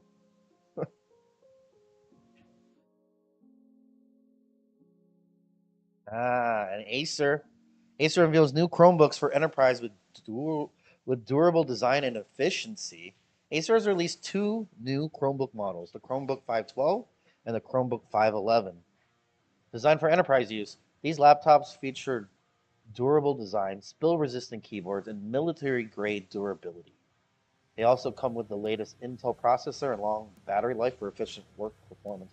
The Chromebook 512 has a 12-inch display, while the 511 has 11.6. That's why it's called the 511 and the 512. Screen size. Both models have touchscreen capabilities and can be used in tablet mode for versatility. These Chromebooks are ideal for businesses looking to enhance their cloud workspace with reliability and secure. Acer is committed to providing high-quality technology solutions for a modern workplace. This is pretty cool. I like Chromebooks. I think they're pretty nice. My mom used Chromebooks for a while, so she was used to it, and she just needs the internet. She don't need apps. Like she watches Netflix. That's her app. Samsung, we got Sam Young. Not interested. We got Sam Gyup. It's pretty nice to have. So if you got an older machine, you could just throw Chromecast on it and keep it going. Hope it can survive a fall from 10 foot. Then maybe, but it can't land on anything. Maybe flat. It'll survive. And in the gaming news, Valorant coming to consoles soon. Riot Games confirms development plans. Is it raining there? It's. I see all the lightning. It's probably gonna rain in a minute. Valorant, a popular first-person shooter game, is set to be playable on consoles in the near future. Riot Games, the developer of Valorant, has confirmed that they are working on bringing the game to consoles. This move is part of Riot Games' plan to expand the game's reach and availability to a wider audience. Valorant has been a favorite amongst gamers. Riot Games has not announced an official release date for the console version of Valorant, but fans are eagerly anticipating its arrival. The addition of Valorant to consoles is expected to further boost the game's popularity and bring in more players. I don't know, maybe not, maybe it'll work, who knows? But it could. I feel like the mobile version of Valorant could come out before this console, because how much people are really gonna play this on console, to be honest? Like, not a lot of people play Counter-Strike on console. A lot of people play Call of Duty, Modern Warfare. A different kind of game, though. But hey, they're trying to spread their wings. Go right ahead. Go right ahead. Yeah, I saw your post. But that's how Nvidia is gonna do it. They're not gonna spend money on RAM. They don't care. They don't care about that. No one is telling them they can't do that anyways. And you actually need more RAM for AI if you're gonna use your cards for AI. But whatever, that's them. That's them. They want to keep it at 8. They're like the Mac. They're like Apple of video cards. Microsoft reverses decision on Windows 11 TPM 2.0 requirements. Not only did they reverse the TPM, they also reversed the decision on recall. You guys hear about that? Recall is basically it's like screen capturing, but the AI will understand, and it was opt out, and Microsoft decided to turn it back into opt in after all the backlash. But basically what it is, it's a AI feature that can learn and remember what you did, because it's just screen capturing everything you're doing. So to a lot of people, they don't like this, but I'm just saying, if you know you're gonna have this feature on your computer, just put it on the gaming computer. Don't put it on your personal one. You know, put it on something else, or completely turn it off, disable it. That's why I wish Windows 10 would stay for a little bit longer, but it's going bye-bye. It's going bye-bye. Just not at max textures or whatever. Can't max it out probably. All sets are low, but it could run Instagram. I think it could. Nokia CEO pioneers immersive audio and video technology in a historic call. The CEO of Nokia, Pekka Lundmark, made the world's first call using immersive audio and video technology. This new technology allows for more realistic, engaging communication experiences. The call was made to the president of Finland, showcasing the capabilities of the technology. The call included features such as spatial audio and 3D visuals to create a more immersive experience. Lundmark emphasizes the importance of innovation and collaboration in driving the development of new technologies. The use of immersive audio and video technology is expected to revolutionize communications and collaborations in various industries. Nokia aims to continue pushing the boundaries of technology to create more engaging and interactive communication experiences. This is pretty cool. Everything's going to become like this. We already kind of are in this already, but it's going to be pretty cool. Hey, what up, Vaggies? Welcome. I finally catching your stream after missing it 2 because of time zone. You were at the arcade the whole time. Recall's kind of cool that it logs everything you do, every site, type, word, etc. And you can set your history and literally recover that data. However, it's both system-wide and per app disabled. And all the data is solely stored locally. Nothing cloud. That's what they say. That's what they always say. Everything is locally stored. You know that they're trying to send home? They're trying to phone home, baby? They're trying to phone home, baby? It's cool, but like, okay, okay. Do you need it? Maybe, maybe not. I don't think I'll ever need it, but I don't know. I don't think I want it. But it's opt-in now, so there's nothing to worry about. There's nothing to worry about. Windows already phones home 15 times an hour for data and that they don't need. Of course they do. You got to turn off triangulation to make sure they don't get that data. I don't want that shit. Not a lot of people do. Not a lot of people do anyway. Microsoft unveils Xbox Series X White Digital Edition for $299. Microsoft has announced a new Xbox Series X console in white, called the Xbox Series X White Digital Edition. It is almost identical to the original Xbox Series X, but lacks a disc drive. The console is designed for players who prefer to buy games digitally rather than on physical discs. The White Digital Edition still offers the same powerful performance and features as the original Xbox Series X. It'll be available for $299, making it $100 cheaper than the standard Xbox Series X. The console will be released on November 10th, alongside the launch of several new games. Microsoft is offering a trade-in program for players who want to upgrade to the new White Digital Edition. That's sad. That's sad. Because everything is going to be online. Like, even if the game is one player, it still needs to connect online. I don't like this. Going to digital, I don't like. I like still having the option for physical games. You know? Or games you can play without internet. Digital gaming kind of sucks. Like, especially on the Switch. If you have games that are digital, you can't play them unless you have internet. So if you're in a car ride, you can't play those games unless you connect to the internet. That's what I don't like about digital games. Like, when they force you to connect to the internet just to play the game. Fuck that. You know? I use Linux as my primary OS, but my gaming laptop, I'm going to use Windows 11, Windows 10. How about we pay $300 for that Xbox, take it apart, and put it inside a PC case and load Windows 11 on it? Why don't we do that with the original Xbox? First, upgrade the processor to an Intel Celeron. And then put it in a PC case. But this is cool for those who don't care, but I don't like digital games. Like, it's okay on my PC because I'll have internet there, but like on my Switch, bro, when I bought my Switch, it came with like 4 digital games under someone else's account, right? So I can only play it if I'm connected to the internet. And that was the worst part about it. That's why not on my new Switch, I have a physical Mario Kart that doesn't need to connect to the internet, only to update, but it's the newest version of Mario that has all the excess stuff built into it. So I actually love physical games because of that, but I also don't care about physical games because I don't really console game that much. So only my Nintendo Switch. And if Nintendo was a digital only, I'd be pissed. I would be pissed. Like I said, you can't play your games unless you're connected to the internet. So half the time it was just bullshit. I'm just trying to play, but I need to connect to the internet, so I have to always have a hotspot open. Consoles aren't the way to go.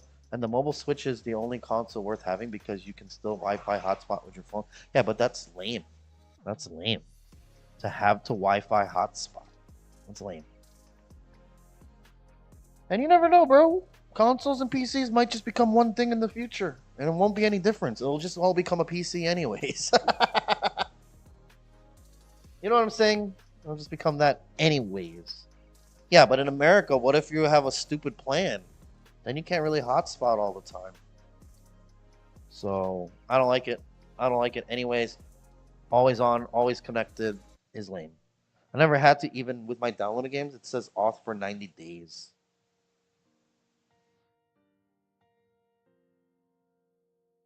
Lame. Maybe they fixed it already, but still, lame. Why even have to connect? Why even have to connect?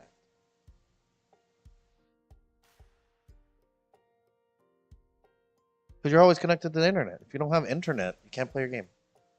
Like, any updates from the crash last stream? The truck? No, and that dude couldn't even find it. That dude couldn't even find it. That's on the base original Switch. I don't know about the new ones. Should be all the same. That's all the same. It's software. Has nothing to do with the hardware. What's software? I think MMDA didn't post as well. Probably not. A Computex. Let's just skip over Computex because I wish I was there. I wish I was there. And our last article, stakeholders call for national broadband plan to boost internet access in the Philippines. A group of private sector stakeholders urged the government to help expand internet coverage in the Philippines. They emphasize the importance of internet connectivity in boosting economic growth and improving the quality of life of Filipinos. The stakeholders proposed the creation of a national broadband plan to address the gaps in internet coverage across the country. They also called for the streamlining of permitting process for the construction of cell towers and communication and telecommunication infrastructures. The stakeholders highlighted the need for a collaborative effort between the government and the private sector to achieve widespread internet access in the Philippines. They emphasized the potential of improved internet connectivity to drive innovation and development in various sectors of the economy. Stakeholders urged the Philippines government to prioritize the expansion of internet coverage as a key component of the country's digital transformation. Been always saying this, and we all know that there's so much red tape for even towers to go up because someone needs to get paid. Always, there's too many hands that are all eating out of the same cookie jar. Can't we just have good internet? Can't we just be covered in all the places we need to be? Why can't it just get better? Like on the way to Aurora, Baler, like there were so many empty towers. Like the towers were built, but there were no antennas on them. Like some areas of the Philippines already have the towers up, but there's no antennas. And then there's other areas of the Philippines where no one wants to put a tower up because too many people are putting their hand out and wanting money. Like in 2017, they did not want to put a tower up in Sagada, right? They were having so much pushback. They're having so much issues, but Smart struck a deal somehow, and they built their tower. Guess where? Near the church, but guess where? Inside the cemetery. A new LTE-A tower got built in 2017 before I came to the Philippines, and it took them forever just to get that one out there. But when I got there to stream, oh my God, how good was the internet out in Sagada? Fucking amazing internet. But the problems of the Philippines, and what I really liked about this article was that they really want to urge and let's have a national broadband plan. Let's get our infrastructure in place so that we can actually use the internet properly. You know? Like we're one of the countries in Southeast Asia that has the worst internet connectivity. The worst. I want so bad. I don't want to go to the internet cafe. PH average internet is 98. The fastest in the world is 300. So I'll need another fiber pipe coming in. We just got a new one in. For the longest time, the Philippines was just on a 2 gig connection for the entire country. We just put up a new cabling to, I think it was Singapore. And then there's that new one that's Australia to America.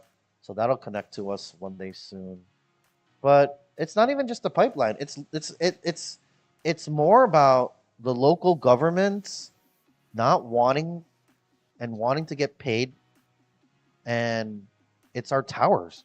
We don't have enough towers. We could have all the cables connected to all the countries to have the best round robin efforts and routing, but we just don't have enough towers. When they talk about internet, it's not just landline. It's LTE in the country, because the same people who run the local landline internets are the same people who run the telecommunications cellular. PLDT and Smart are the same company. So they hold the same information and the same technologies. So that's basically what they want. Got to pay local government, got to pay barangay, got to pay NTC, got to pay some guy to permit plus lunch. Yep. And the MMDA, so that they'll let you drive through that area to construct the tower. But that's what we really need, though. That's like 100% is something that we really need in the country, is more towers. Just more towers. That's it. That's all we really need is towers. Nothing more. Yep, a direct pipe from the U.S. and a proper... Sure, towers still got to pull their service from ground infrastructure. Yeah, our ground infrastructure is okay. It's our LTE that we need, because even if you have a landline here, it might be LTE. Most of the stuff here is LTE. We have other pipes to other countries already. It's what they're really talking about in that article is literally towers, not anything else.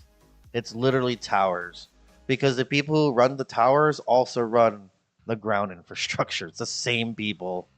So if Globe wants to put towers up, they also run the ground infrastructure. Same thing with Smart and PLDT. Smart is their cellular, PLDT is their landline ground infrastructure. So that's the thing, is both the companies who run the telecommunications also run the ground infrastructure. Our country doubled down on telephone technology back in the 90s, when everyone else went to cable and broadband. We were left in the Stone Age. We are 10 years behind on internet, on everything. Yeah, we just started getting more speeds now, but like, we could have had this ages ago for cheap, and it's only now that things are cheap. So it's more of a government issue. No, it's both. Because people need to get paid in between. So it's not just the government or the company. It's the people in between, people owning the land, the people owning the building, the people, the barangay, the local government units that want to get paid as well, and then the local contracting unit people that want to get paid. Everybody wants to get paid, so there's so much red tape just to get something done that nothing gets done. That's how it's been for ages. We just have too many people for the amount of towers that we have. That's just how it is. Like, Thailand has 4x, 5x the amount of towers we have, and we have more people. Like, for every tower that everyone else is using, maybe they'll have 10,000 to a tower. We have like 25,000 to a tower. Just numbers, not saying that's the exact numbers. That's just, ours are always over capacity, overloaded. And that's why they're telling people switch to 5G, because there's less people on the 5G, because poor people can't have 5G. They have 4G phones. That's how they're trying to like balance it. They're even giving you free 5G. So as long as you stay in a 5G area, you're not going to congest the 4G people. You know, it's like that. It's just ridiculous how our internet sucks here. But ever since I moved here, it has been getting way better. 100% way better. Like, it's night and day from when I first came here. And the price is unbelievable now. It's so good. It's trying to go back up again, but it's better than when I first started. The only reason the U.S. has practically everything, infrastructure, highways, etc., is military, because the military didn't demand it, we wouldn't have it. Yeah. Plus, they're the ones who built the internet anyways. But there are a lot of places like Chicago, like, they've been fibered up for a very long time. Dark fiber everywhere. There's just no providers. It was just their own internal stuff. So is 5G better now than last year? It's not that it's better. It's just we have 5G available. It's not better. A lot of the time, since 5G is short range, you might get signal, but if that tower is behind a building, it's not going to do so well. And switching to 4G would probably make everything better. 5G works very well, like in BGC, right here in Pasig, certain areas of Ortigas. All the central business districts have 5G now already. If you have it, try it. But a lot of the times when my friends can't connect, it's because they're on 5G and I'm on 4G. So we have problems and issues like that. So, and I just hope it gets better because, like, yeah, we can have good internet on our phones, but it'd be nicer if it could just be consistent. I don't care about how many bars we have. I just care about consistency. Just want it to work when I need it. Because sometimes you turn it on and nothing works. And it's like, what the hell have I been doing this whole time? So, but yeah, that's today's tech done by. And now we're just chilling and doing some nerd shit. You know what I'm saying?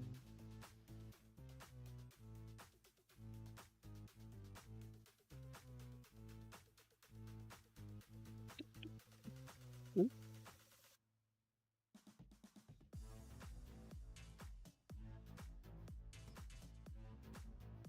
5G is 5G. They have more coverage than prior. 4G is better for large areas.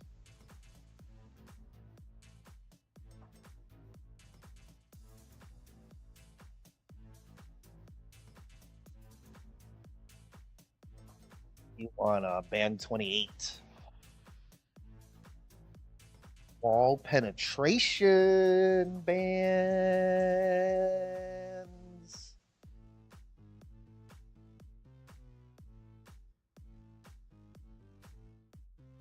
Yeah. Yep, 700 AWS, baby.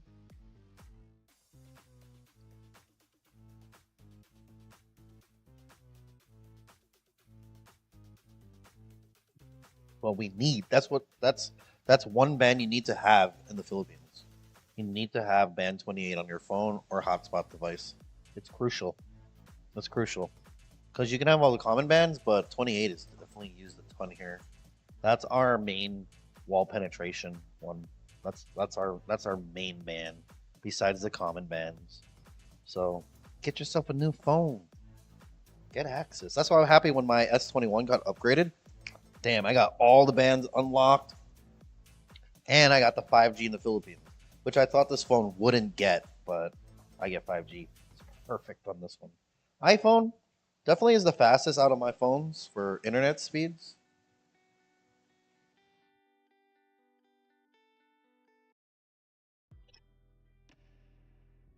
But you know, I gotta get this phone fixed though, because it only has one SIM card anyways. Been working with that for a client in Texas who has a Starlink because Starlink sucks so bad, but E28 is 200x better and more reliable with high gain antennas. That's pretty cool.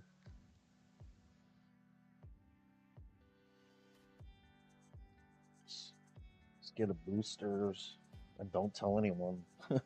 Get some badass boosters and don't tell anyone. I haven't tried Starlink here in the Philippines, but I have no reason to.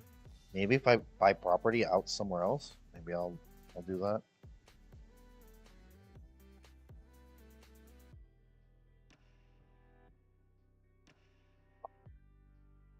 So I finished the demo site up for that internal tools page.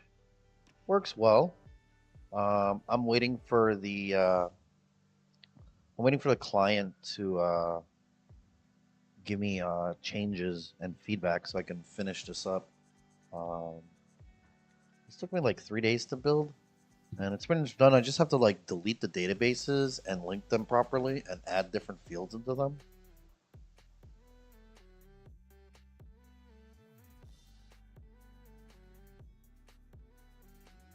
This was the site. Logging into the dashboard gives you all the entries you made. So like you would go to like you would be like one of the merchandisers or that comes into the store, chooses what store you want, enters information about the store, and then like you have your before picture of the display of all your products, and the after picture after you're done fixing and cleaning everything up, writing your remarks in, doing inventory count of the products, and saving the report. Once all the reports are saved, you get a list of all of them and what they entered in, and then you can search and filter out the database and export it as HTML, CSV, or PDF, or anything else that I can think about.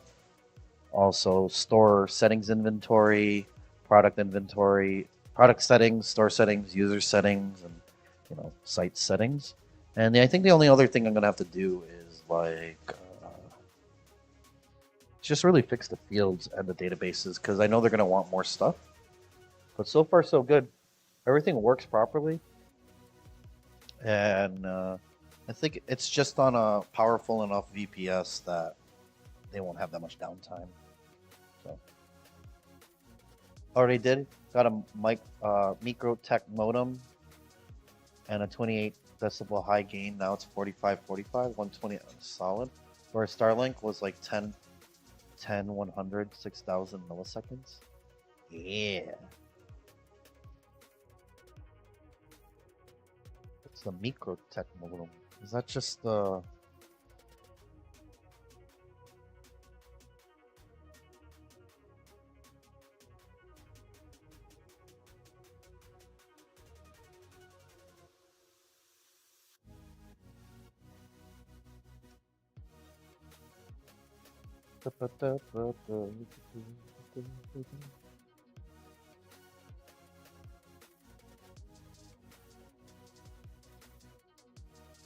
Chris wants those prepaid ISP cards back. I never used those. That's you guys. I wasn't here for that.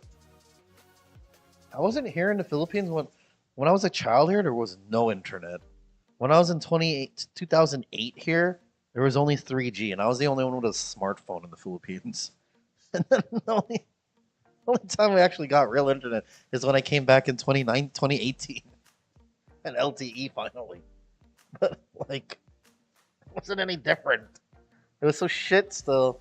But yeah, I never did prepaid ISP cards. That's you guys.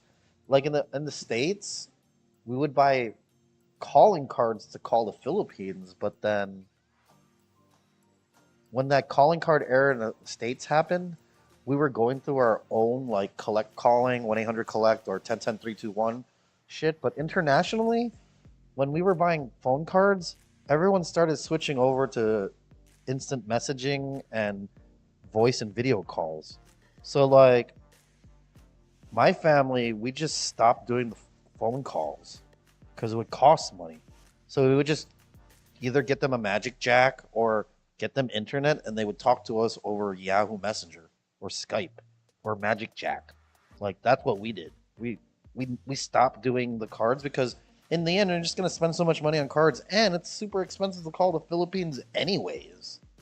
What is the rate right now? 9 cents a minute? 15 cents a minute? It's still something high up. So I don't miss it because I never went through that. I never went through the Bonanza cards and all that shit. I wasn't there. That wasn't in my culture.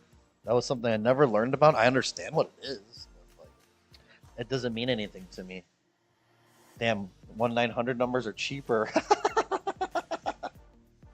I got in trouble for calling a 900 number. It's for like Game Facts or something, or Game Pro magazines, some shit. Get tips and shit to beat games and video games. And we're getting charged mess loads because I would call that shit.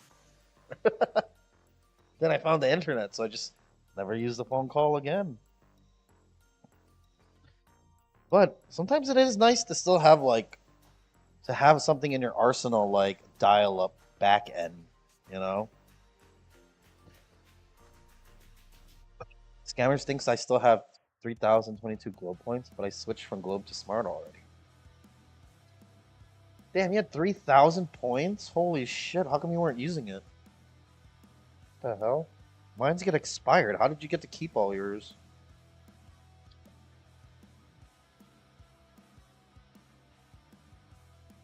I don't know why I don't have any points from when I was on Globe Platinum. I'm still under Platinum, but not. Like, my billing says that I still have Platinum Concierge, but I'm not on the Platinum plan anymore. I went prepaid. I switched my postpaid to prepaid, and I'm still paying too much money on Globe. That's like $1,000 a month for 20 gigs, or $6.99 for 6 gigs. It's like, what the hell is this plan? 1,000 for 20 gigs? It's 400 on Smart for 20 gigs for a month. You know? Like, why is it so? Why does Globe have the worst plans, bro? Why do they have the worst plans? I, I don't like it. I don't like it, but I need it because that's my favorite number. I got to choose that phone number. That Gcash is an awesome number. I've run my plans since pandemic happened. That's what I did too, dude. I was paying 3,800 a month for like 2.5 years. 3,800 a month, 4,000 a month for 2 years. That's that's four. That's 40,000. 40,000 plus 8,000. 50,000. That's 50,000. I now run on the 5. I was on the 599 plan, but then I kept going over that 6 gigs so much that I just upgraded it to the 1,000 plan. But they were giving me like free 5G, free Instagram, but it's already been 6 months, so it's gone. Been paying 120 a month for T-Mobile for like 10 years. Fuck that. Yeah. I mean, I still have T-Mobile though, but we have like a family plan for like $45 a month each. There's 4 of us. But that's how I get free Netflix and free Google One and free unlimited Google photo uploads and all that shit because I'm still on T-Mobile. And then every time I leave the country, I have internet no matter what because T-Mobile gives you internet no matter what. I buy Magic Data once or twice. Yeah, on my normal phone, I don't even spend that much data. Literally, like every couple months, I buy data. That's why, like, it kind of sucks. It kind of sucks, though, that like I pay so much for that plan still, even though it's not 3,800 a month.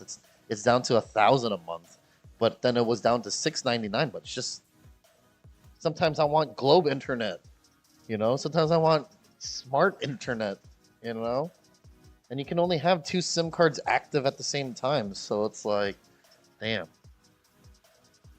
Having Globe is nice, but running out of data sucks. And it's just the regular Globe plan just does not have a good plan. That's it. Gomo definitely is the better plan. How are you paying 120 a month? Holy shit, dude. That's a lot. That's a lot. By yourself? I mean, I have like if all my phones had eSIMs in them, it's Smart and Globe eSIM, and then it's a Gomo Tito physical SIM. And then on this phone, it's Gomo and Smart. The only one that has Globe is the eSIM. Otherwise, I don't want Globe. I just go straight for Gomo. I haven't tried TNT though, but I just go straight Gomo. It's pretty cheap. One of my favorite things about PH, $6 a month. I know the phone plans are so cheap, and a lot of us don't even use unlimited. In the States, it's like I gotta get that unlimited.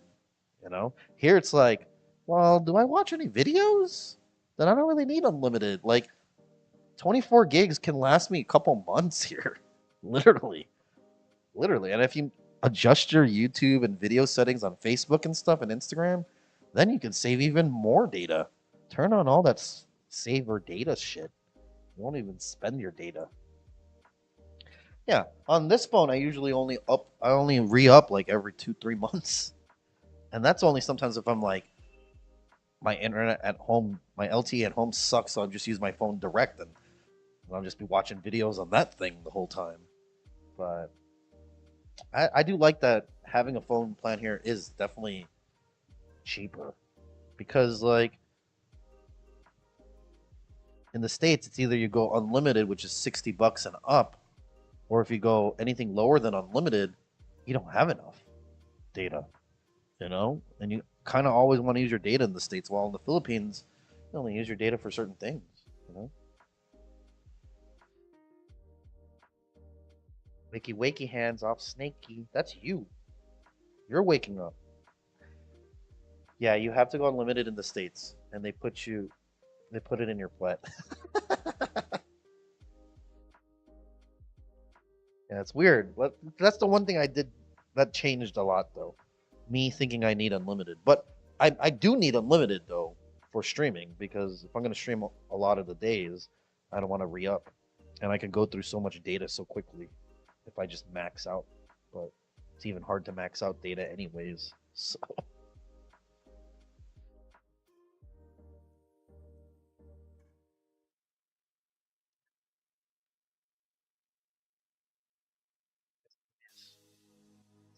thank you.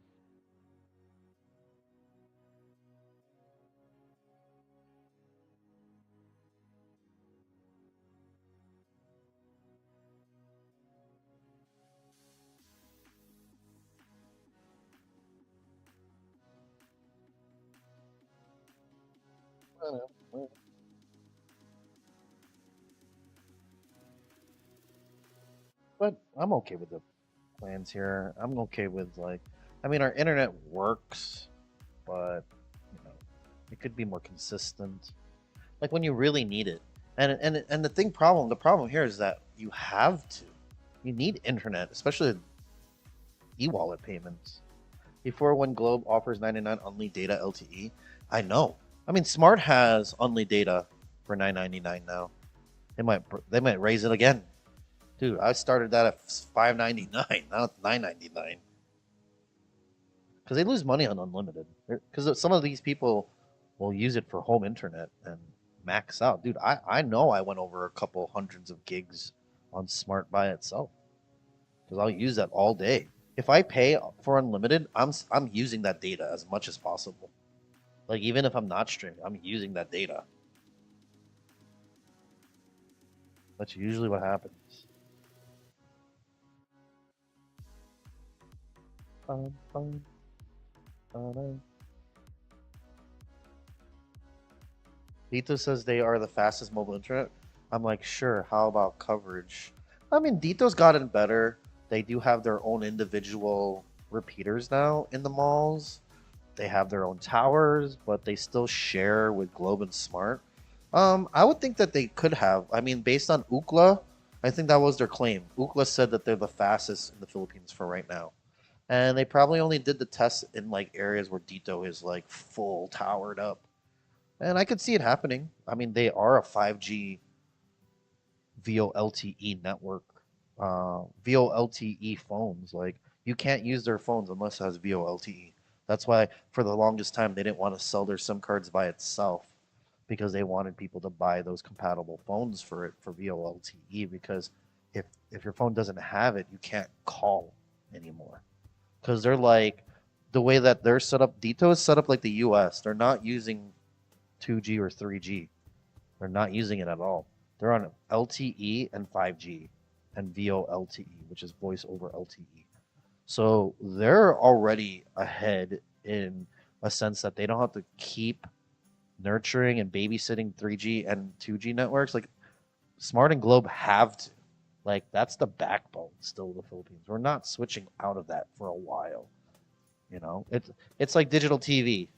Like yeah, we switched, but yeah, that's how it's going to be for internet. Yeah, it's here, but yeah. So they're already ahead. They're like T-Mobile's, you know. They just want to do everything over LTE and 5G because it's just too much money to maintain these older networks. It's just costing it so much. That's why, like in the States, on the newer plans, you can't use your old phones because if it doesn't have those features like VoLTE, 5G, 4G, then your phone's kind of worthless. In the Philippines, we can still use them. Like I said, those the backbones of 3G are still super strong in the Philippines because people, not everyone has a smartphone, but we're at that point too where there is not a lot of candy bar and dumb phones everywhere. Like everything is becoming internet here, you know, which I like, but also if we don't have the infrastructure for good internet, then like that's what makes things worse. Like paying at Starbucks with Gcash and then you got no signal because Starbucks is built of cement. Like they even know they don't have signal too.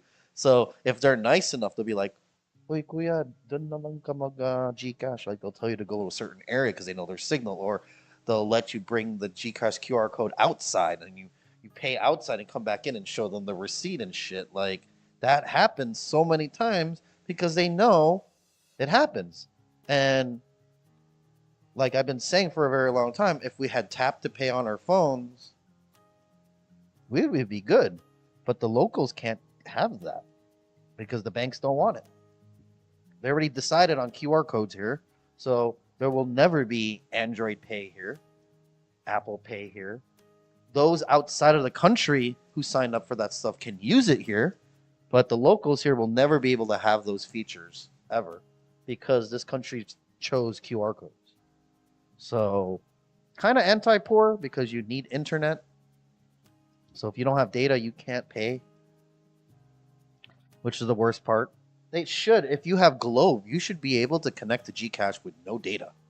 That's how it should be. The perks of being on a Globe plan is that you can use Gcash even if you have no load. Kind of like how it is like you can surf globe.com on a Globe plan. On a smart plan, you can go to smart.com. You should be able to use Gcash with no data. Since we have free incoming, why not just have because we already prorate and data rate shit here. Like that's illegal in the United States where certain websites and links don't get charged for. Yeah, there is NFC payments, but the locals will never have an NFC payment option. The only time they'll have the option is through a card, a physical card that has the NFC on it. But phone payments will never be a thing like that in the Philippines because we already chose what we wanted. We chose QR code system, and like I said, I've been in the fintech game for a very long time, and this was the biggest battle in America. It was the battle between Walmart, Best Buy, and all those giants against Apple and Android and Samsung Pay. Because, like I said, when you use Samsung, Android, or Apple Pay, they take 1% of the entire transaction that happens between them and you. They get to keep that as becoming the merchant in between. So that's what they didn't want to lose here, is that percentage of the money that the middleman takes. They didn't want any of that to happen in here in the Philippines. So they're not going to have that. In America, the phones are the ones that decided that, yes. And then those companies who were going to do QR code disabled their NFCs on their terminals. Like CVS. For a while, they just weren't enabled. But sometimes they were on and you could pay and it worked, even though they were a business that didn't want to accept tap to pay. But slowly but surely, as things go on, everyone enabled it because that is the standard in that country now. In the Philippines and Southeast Asia, it's all QR codes. But some of these other countries do have tap to pay as well. But the QR codes like WeChat, WePay, Alipay, Gcash, Maya, QR code PH, it's all being controlled by the banks in the Philippines. That's why we have scan to send to bank. That's why QR code PH was created, so that if you don't have Gcash or PayMaya, you can still scan the code with your BDO, BPI, and it'll still work because they get to keep all that money inside the bank system, just like in America. America got pissed off at PayPal. They said F PayPal, so they invented Zelle. Zelle, you can transfer money to anyone who has a Zelle account or any other bank in America for free. Unlimited, almost, for free. No fees like PayPal, just direct payments from one bank to the other. Kind of how it is in the Philippines. We have PisoNet and we have InstaPay. Those are the technologies we use to get instantly transfer money from one account to the other. We didn't have that in the States for a very long time. And that's equivalent to what Zelle is. Zelle is BIS, though. I forgot what country it was. I used Gcash overseas just to scan Alipay QR code. Yeah, I did it in Singapore.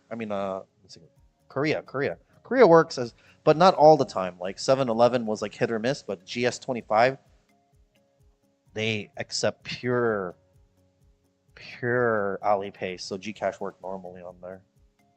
But yeah, sometimes it don't work. I'm on a 15 stream streak. Sheesh. I've streamed 15 times.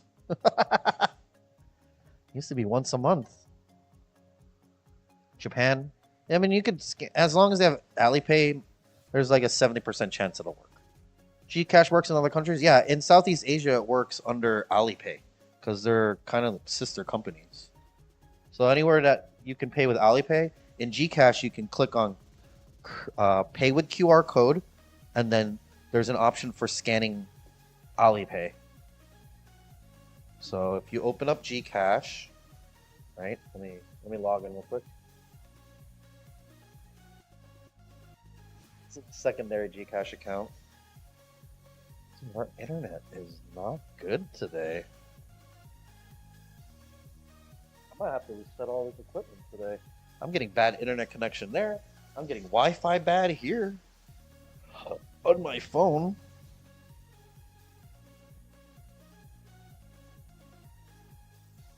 Here.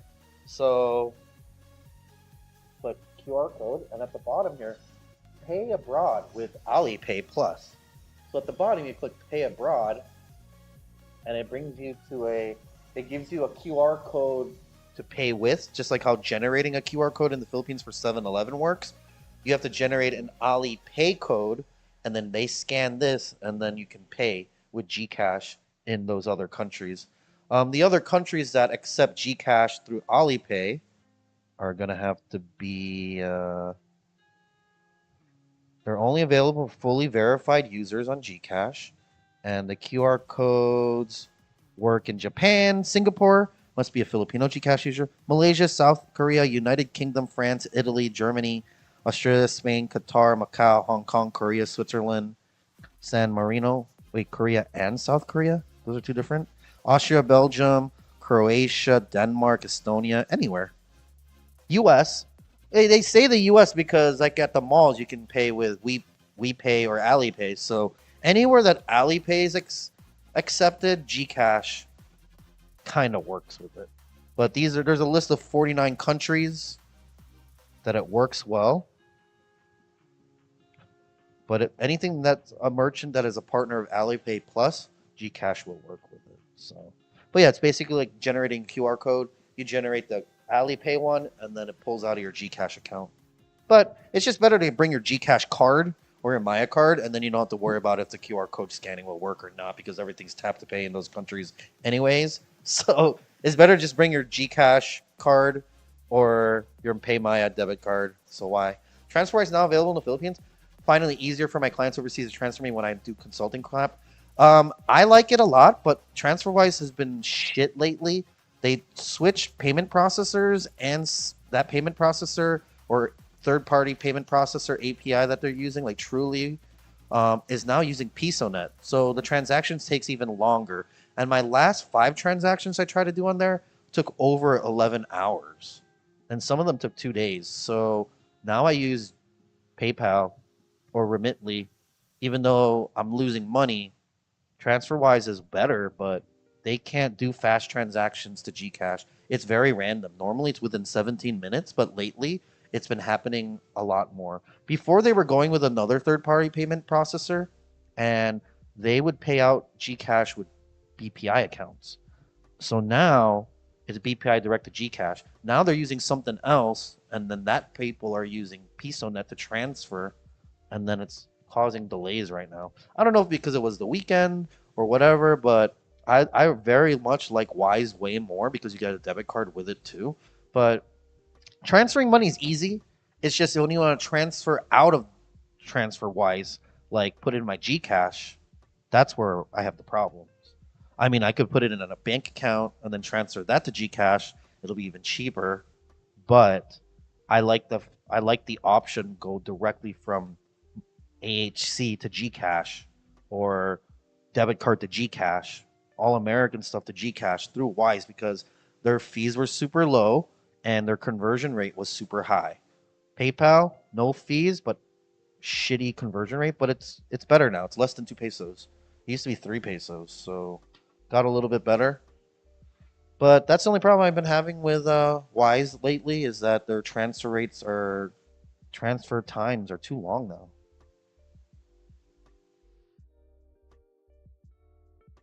Wise keeps raising fees now too. I use AHC and it's cheap.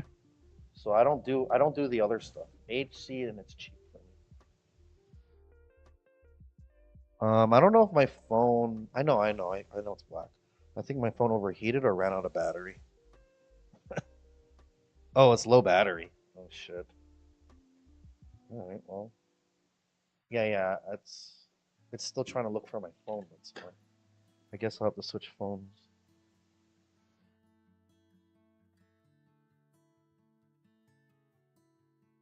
This port was not doing it. Why says it's still pending to clear the last amount I transferred 4 days ago, and then it takes 3 more days to clear. I know. They're just taking too long, man. Wise isn't reliable. It used to be very reliable. The fees are still better than me withdrawing money from the ATM here. Unless I go to the best trick here is HSBC. HSBC is the best one right now. Yeah, it used to be like within 20 minutes I get my transfers no matter what, and I'm happy. I'm super happy. But now it's just like, okay, HSBC, the Hong Kong one. They don't charge a 300 peso, 250 peso fee. It's whatever your bank charges.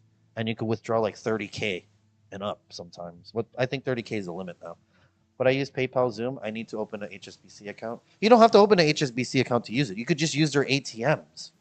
Just use their ATMs, bro. Like you don't need an account. You could just use their ATMs to withdraw money.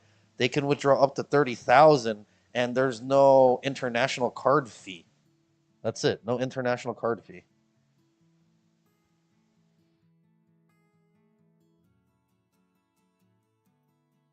And you just have to know your rate to make sure you're not getting ripped off. What am I going to use for a camera?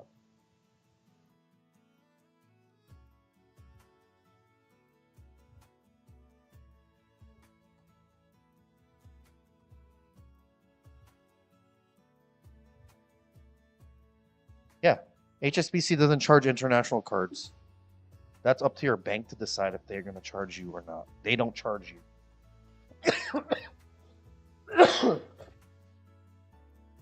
That's why I go there. It's you can withdraw the most. That's the only ATM in the Philippines that you can draw more than 10 or 20K at a time while having no international fee.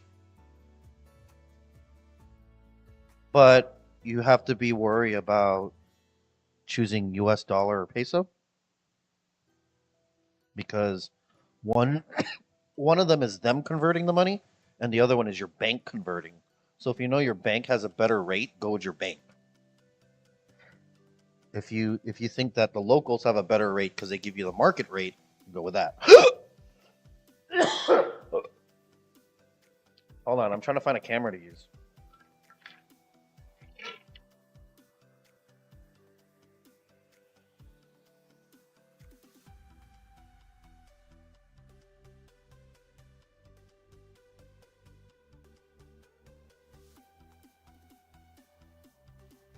I've complained about that shit last month. They refunded all the charges. I was like, what the fuck? I've been a 15-year customer and y'all charging me, making my shit broke.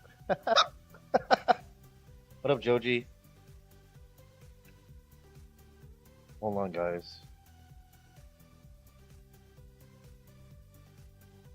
I don't have a camera.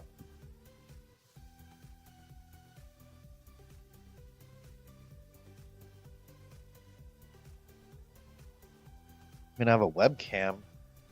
I know it's not. It's not really F. Like my iPhone died, and my iPhone is a camera. So now I need to find a second camera.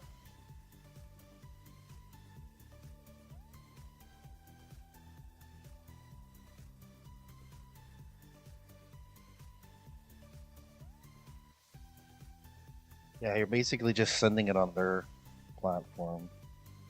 Um.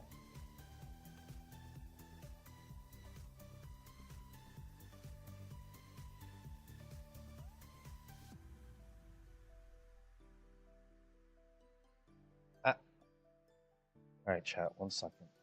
Need to get an adapter.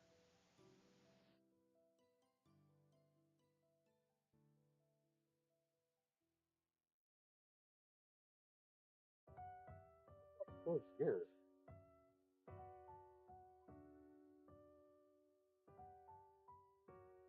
You guys want to watch me mine mind-numbingly like fix this website by changing 5 letters at a time. I like to see, I like to make changes and then refresh the page all the time. That's how much of an idiot I am. like, I like, I like to save the smallest amount of work and refresh. If I just didn't do that for a while, I could get this shit done even faster. I actually crunched making this webpage because I wanted it to be done already. Like, I told him 2 weeks to get the demo and then maybe like another week and a half to get everything done. It's only been 6 days. Tech, buy a webcam. I have a webcam. I have a webcam. Relax. It's not that good though.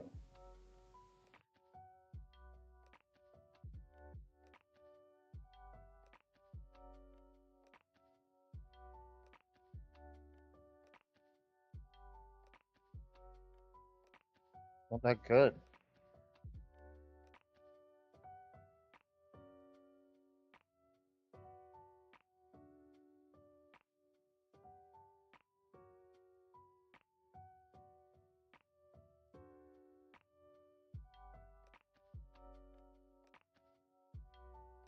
How bad this shit is. Why is it so bad? It's so bad.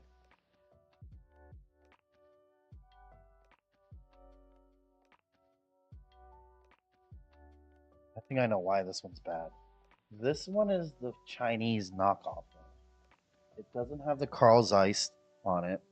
It needs drivers. It is a C920, but it's the shitty one. Because my other C920 that I gave to Spitty, that's a nicer one. This one even has like bad like blemishes on the lens and stuff. I know, I know. I don't want to use this though.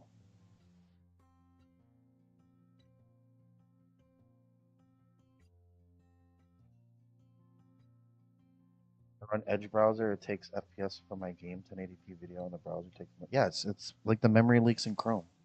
Just don't have that shit open. You can also turn off hardware acceleration. That could also help fix things. Yeah, this camera sucks, and it's delayed for some reason. Hold on, I think all the settings are not. Let me set everything back to normal.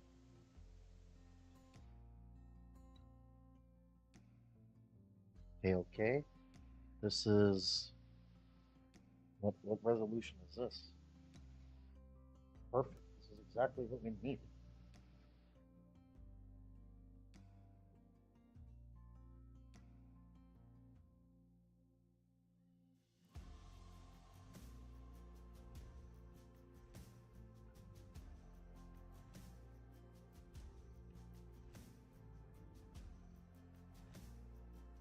Right, I'll go.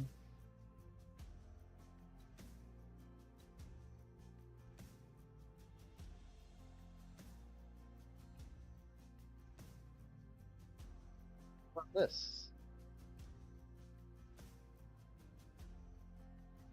Yeah, I started using Edge a lot because it's already Chromium based, and then but I use Brave now. I use Chrome for my personal, Brave for my daily driver and work, and then Edge for like my alternate account, like Chicago Ninja. All right, so I got some light, a little bit of light. I don't know what resolution this is. Let's go 720, 720.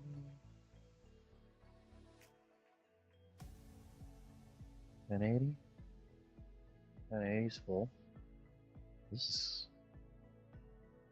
color range, full. Color space 709. H264. Is that eating my processor? Oh, it's not instant, but MJPEG. The other one looks better, right? It's H264. It looks a little bit. No, it's just weird. Delay too. It's proper. I gotta turn off autofocus and like autofocus. Not moving.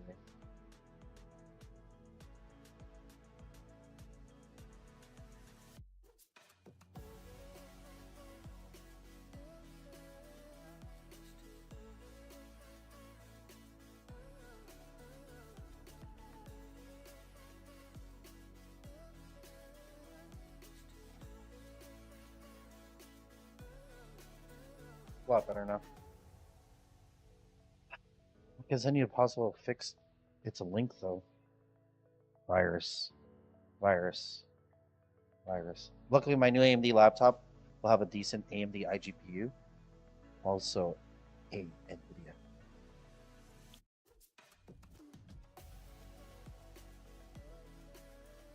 I want a new computer.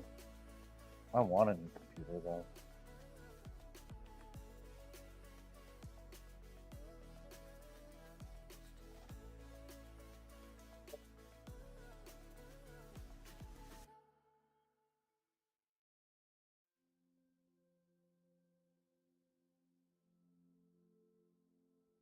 Turn hardware acceleration off.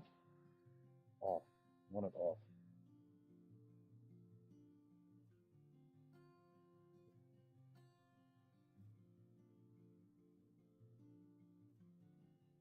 I did that already.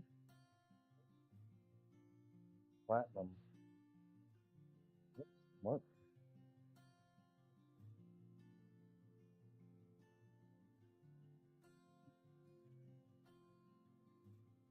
It only helps sometimes. It really depends. Like, just like if you're not doing anything intense in the browser, you don't really need it on. But I mean, there's so many tweaks. There's so many tweaks that you have to do for like gaming, anyways. There's so many different things out there. I remember back in the day, like we would play on Windows Server because it just had less services running. Like that's how we would game, fucking Windows Server Edition, and then everyone else is like on XP or something, or Windows 98. No, XP, XP. And we're here like, okay. Or like there's like these Viper tutorials where it tells you everything you can turn off. And they'll have disclaimers. If you use this, it might not work if you turn this off. Like I remember that kind of shit. Like I used to be very like customized Windows and all that shit, you know? Always used to do that all the time. Like any kind of customization, slipstreaming, or like skinning Windows to make it look like a Mac. Like some people really like the Mac aesthetic that I used to get paid to skin their windows with like wind blinds and Stardock and like all these other programs back in the day, or like those widget programs where like you could build like an elaborate wallpaper widget that can just tell you stats about your computer, stats about sensors elsewhere that are connected to it, incoming data flow. Like I used to get like really nerdy, like souping up someone's computer. Not only did I build the towers, I used to do cable management and wiring, and also sleeving, because back in the day we didn't have sleeves on our power supplies. It was just like zip ties that like held 4 cables together every like 2 feet. Like I used to do that, like sleeve the cables either individually or how they look now. Like now sleeving is standard. When I started doing all this shit, everything was manual back then. Especially like window mods for your computer. Like computers didn't come with windows and like, you know, ventilation, let alone windows. But like we had to cut that shit ourselves, you know? I really enjoyed that. And nowadays it's like it's kind of nice nowadays because now you have so many parts. You can build all sorts of shit. There's so much DIY now. And it hasn't changed. Like in the last, what is it, 2024, I was in high school. Senior year was 2004, 20 years ago. 20 years ago. 21 years ago compared to now. Things are still kind of the same. I was on an AMD Thoroughbred 1700 processor with a Soyo KT400 chipset motherboard with NVIDIA, Northbridge, you know, 4 gigs to 8 gigs of RAM. Like 8 was a ton. He had 16. Holy shit, how much money? Hard drives, 200 gigabyte hard drive was like $200. Like I still have pictures from like 2006 of these hard drives from Fry's Electronics when I used to work there. Like looking back at Fry's Electronics pictures and then checking how much shit cost, that was crazy. I think I could load it up on my computer. I have my accounts loaded in here. Damn, son. When I work at Fry's, I was 6. Actually, that'd be like in the 2006 category because I have pictures from all the way back then, too.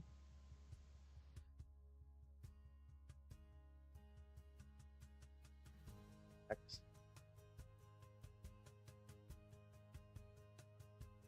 Block them out. We'll block them out. Yeah, I remember change to the dock. Like, yeah, I used to just do that all the time. If it don't work, I'm gonna get 4090 Super Ti SLI. Dual GPU cards isn't the greatest for gaming. That's why you turn your PC into 2 PCs. Virtualize everything. Okay, I gotta have to hold on. I gotta make my window bigger. There's some incriminating data on the left-hand side. Let me just check real quick. Ah, perfectly hidden. Perfectly hidden. Okay. Do you guys know what rest areas are? Well, we used to have these things called oases in Chicago. So it's like a rest area, but it's like a connecting bridge over a highway, and you can only drive on one side, but you can cross it inside walking, but you can't drive your car going northbound to southbound. When you're northbound, you exit northbound. So there were these oases, as they call them, around the airport. They're like kind of like mini malls without the mall, just like souvenirs and then food and Starbucks and McDonald's and stuff. And it kind of looked like a mini strip mall, but it's just the connecting bridge over a highway somewhere. And then here's my old car. I had a Nissan 240SX. I just bondoed this because the previous owner had a spoiler on here, and it rusted so bad that it broke into the trunk. So I bondoed it down, sanded it. It was still soft, and I drove this around. I went to go visit my friends in Chicago. Guess what this guy does? He puts his hand over the holes and presses on it, and then it breaks through. And I'm like, you're garbage now. You're garbage now. But here, I was going to show you the prices at Fry's Electronics of hard drives and stuff. Because you can see the prices on here. Yeah, because I was the component sales. Looks like a 180SX or something. Yeah. In this part of the country, it's a 180. In the Philippines, in America, it's a 240SX.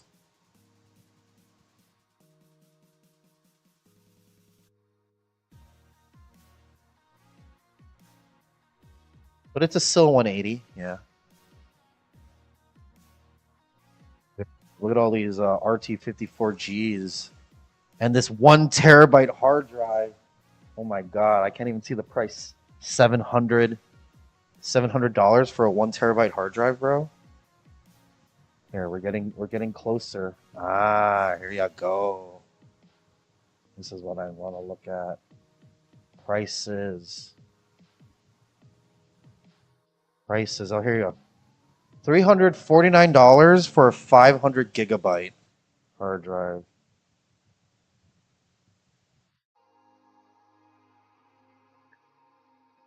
Hard drives.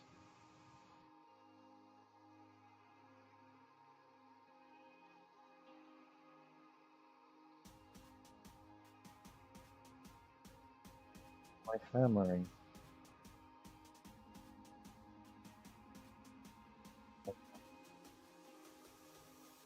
I had a Celica. Damn, I lost so many early years photos when I sold my PC back in 2004. Didn't transfer shit off my drive. I put everything on Google. That's why I have pictures from like 2006, 2007. Like, look, this is me in 2007. Look at that baby face. That was a different Chris. That's the Chris everyone knows.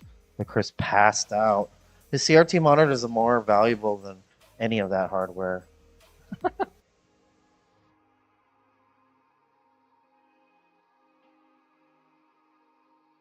there's my Subaru. This is my 240. I mean, my Impreza first gen. Impreza first gen. With the cleaned engine bay. Did you buy the Google Drive memory expansion? Yes, I get it from my T-Mobile account. I get the 2 terabyte plan plus I get unlimited Google Photos, which is like unheard of. There's no such thing as unlimited Google Photos, and I have a plan for that for some reason. Because T-Mobile offered it, so I bought it.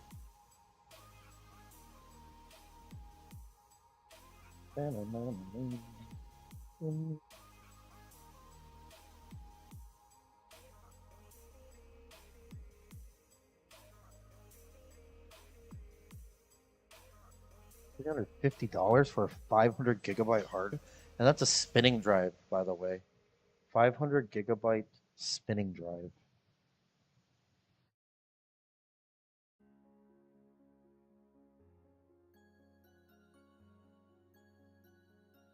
Nope.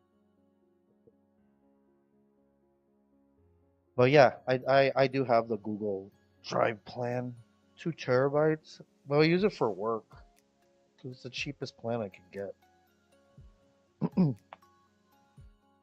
But like, if you want storage that's kind of cheaper, it's better to get the OneDrive plan because you can get the terabyte plus Office 365 and have email. So it's actually better. But once you go to that 10, 12, $15 mark, then they're kind of the same. They're kind of all the same.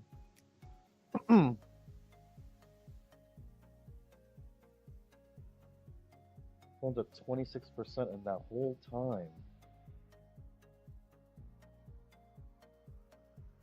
It's charging. Or maybe there's something wrong with mine. I had a Celica 91 or 92. Oh, nice. That was my cousin's car.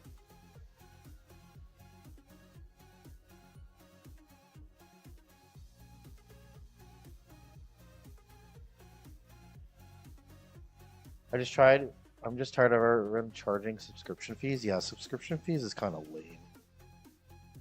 Sometimes it's cheaper. Like I only subscribe to Netflix. I don't have like a Disney Plus or anything else, just Netflix. My mom uses the shit out of it. And my little sister. And then yeah. Maybe I pay for like other services, but subscription fees, like when Adobe went subscription, I was like, that's fucking lame. Then when Office went subscription, I was like, that's even lamer. But I just use Google. So I have Amazon Prime too. Yeah, I have Amazon Prime because like I buy stuff in the States all the time. And sometimes I do like arbitrage or um, I need to buy stuff where someone wants to buy, like let me buy stuff. So I have an Amazon account though. That is why privacy is coming back. Piracy is coming back. I mean, it could come back if it wants to. It's just when it becomes easier to just do it normally than privacy, like games. Like I don't pirate any games because like Steam is so easy to use. You know, I don't download movies because I don't watch any movies. I literally just watch YouTube, and my family watches Netflix all the time, and I just watch YouTube. So like for me, it hasn't been like I've never really like I used to torrent and download wares all day, like Kazaa, everything. But like when it's easier, That's it. You don't really think about piracy anymore. But if that's like all you ever do, then well, kudos to you.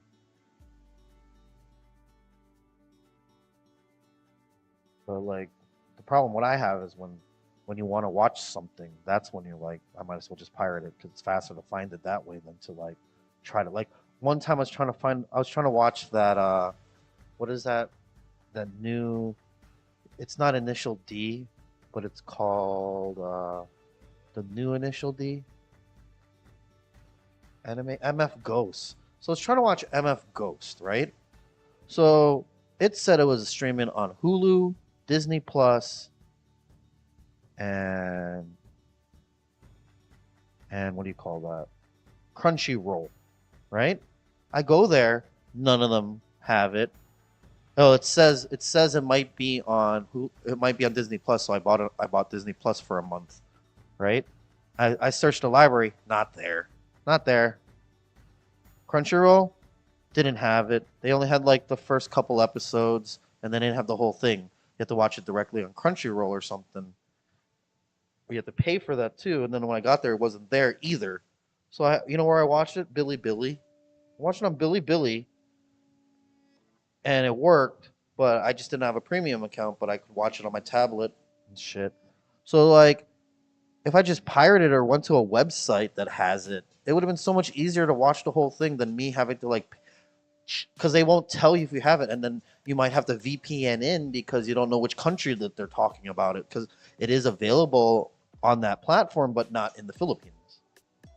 Like maybe if I VPN to a US address and then jumped on and then watched it, yeah, but I'm on my tablet.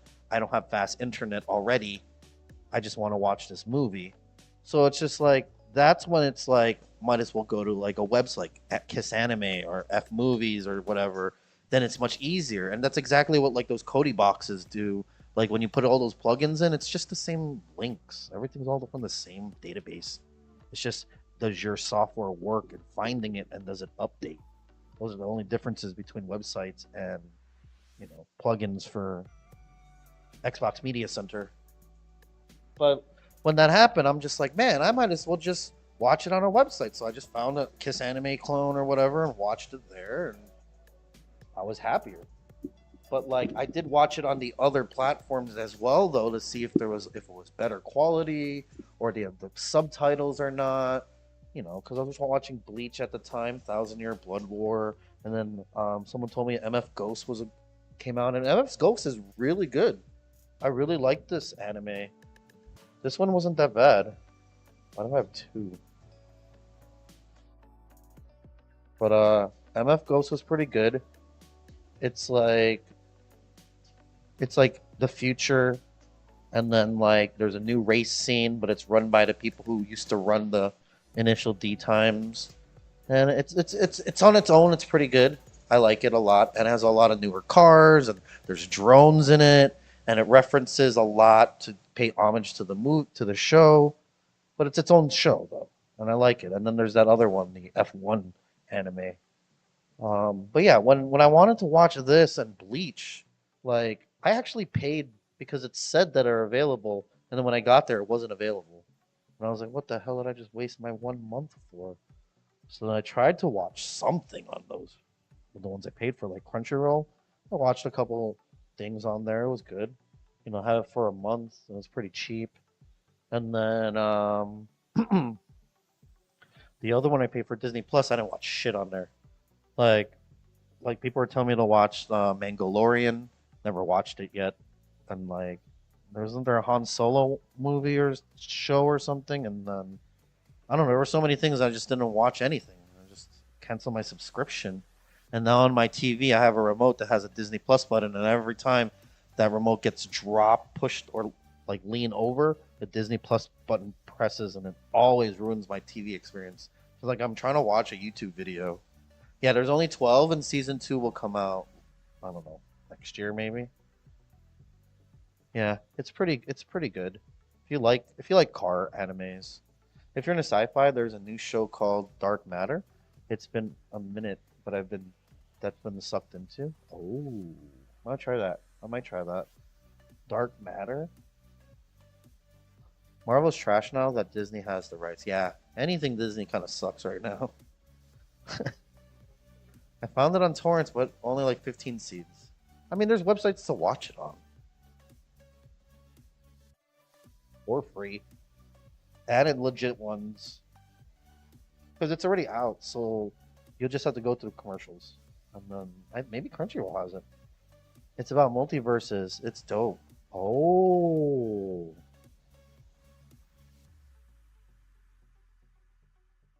well, maybe I'll tune into that. That sounds kind of fun.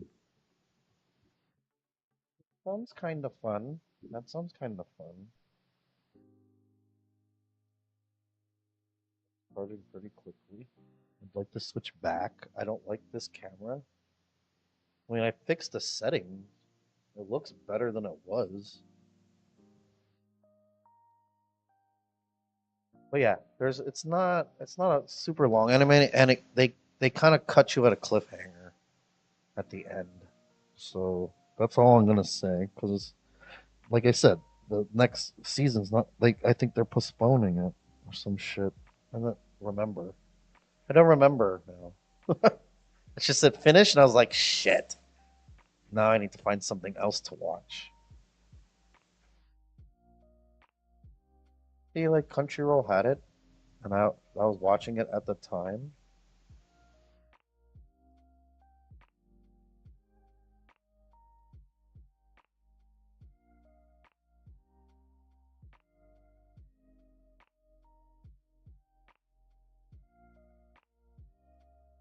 Don't we search for it? I don't have it, right? See, VPN. With the VPN? Huh? Huh?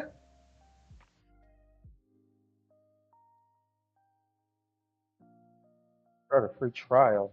I want VPN to this computer. Damn it. What time are you going home? Shit, what time is it right now? 9:15? Oh, I should go home already. I should go home already.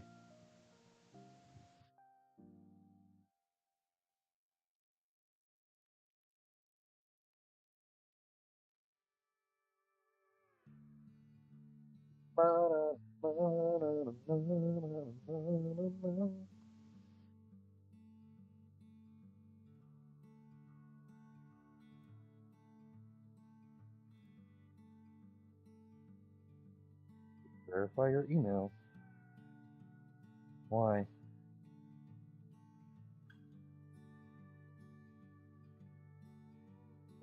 Damn. Your credit score didn't change. You guys forget your Steam password or forget that you have a Steam authenticator and then you delete it or you reformat your phone all the time? Trying to get this free software trial thing. It's working pretty okay. I gotta refresh it a couple times. I think I have to like set some firewall permissions.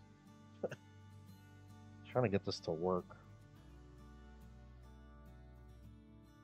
But no, I'm not gonna stay here long. I don't want to go home.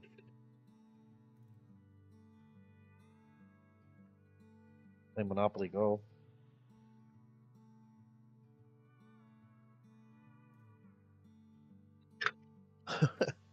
That's all I do at home.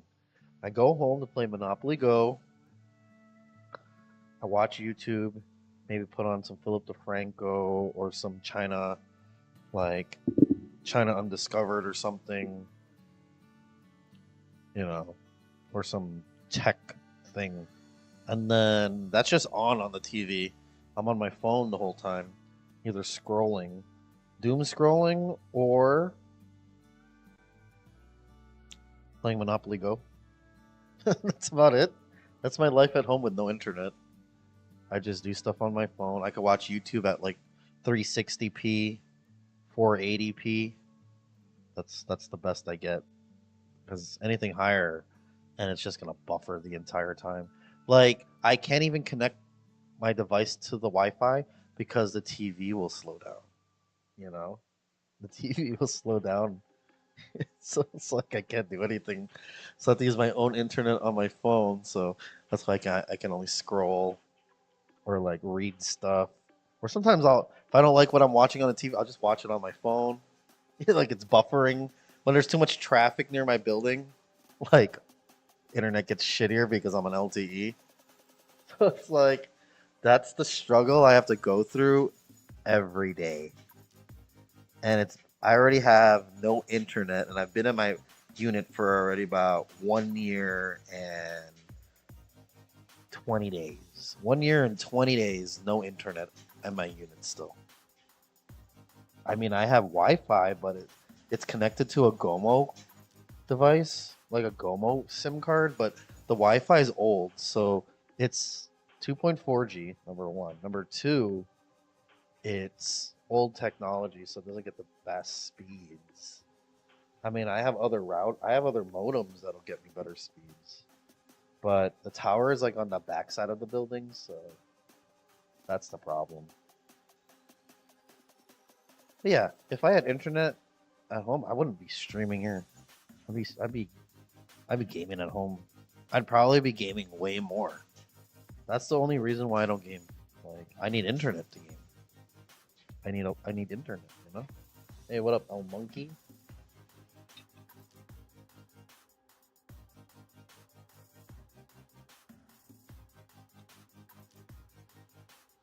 Ah, nope. So far, the testing's working. Chats work. The only thing I don't get is Facebook chat. That does show up on this one. Sup? The sky. Chicken butt. I guess I should wake up. No, you can sleep for a little bit longer. You can sleep for a little bit longer. Oh, can you guys hear that? No.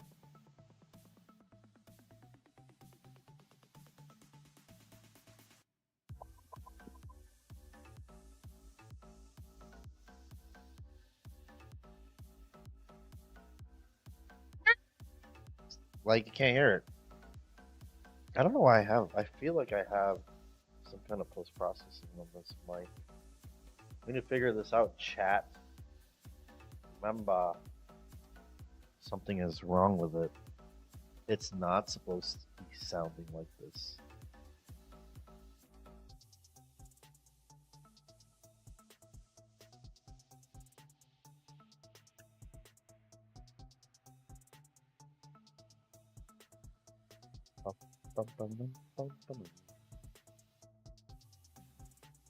But yeah, we got a couple events this week. So Manila Food and Beverage Expo, but ToyCon is the big one. ToyCon's going to be more fun. I mean, I want to go to the Manila Food and Beverage Expo at least one day. It's at World Trade, and then ToyCon's at SMX. Should be good. They kind of hyped it for at ToyCon Evolution at Park Owl, so this should be fun. That's Friday, Saturday, Sunday. Friday, Saturday, Sunday. So those are the events for this weekend. This week maybe I would just what do you call that?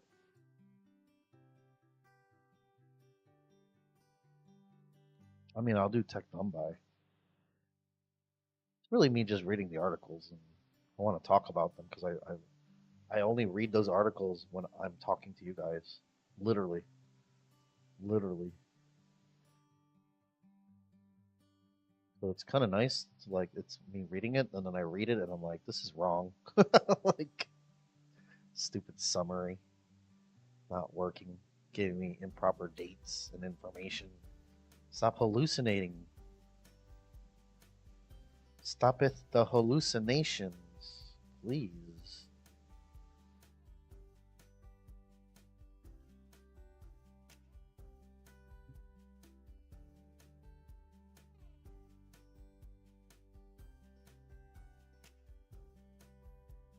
I figure out how to do this chat thing.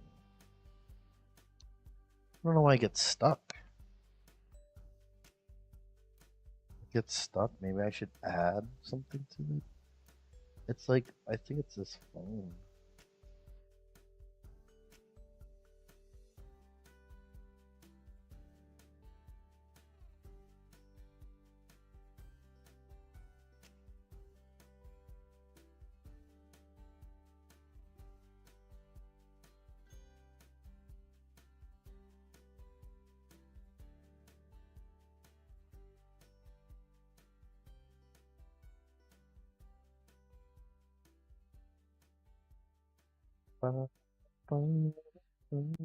Sorry guys, I'm trying to like,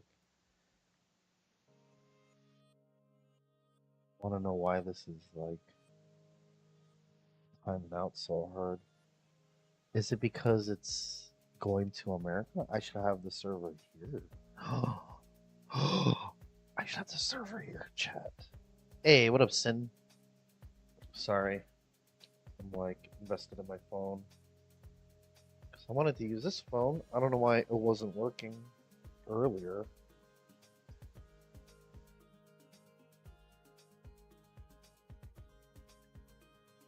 Getting up and grabbing a bite to eat. What are you gonna eat? How are we? Alright, man.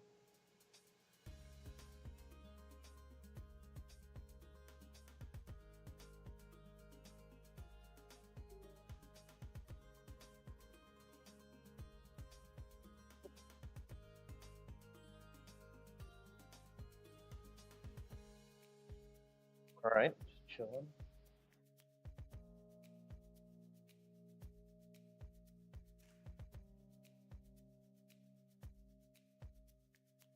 Back. We're on the other camera now.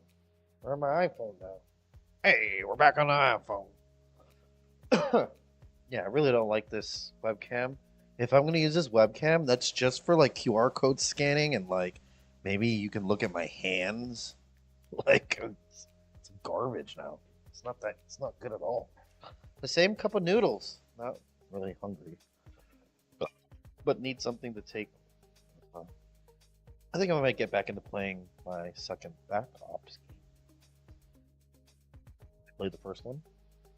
Man, playing back. I want to play.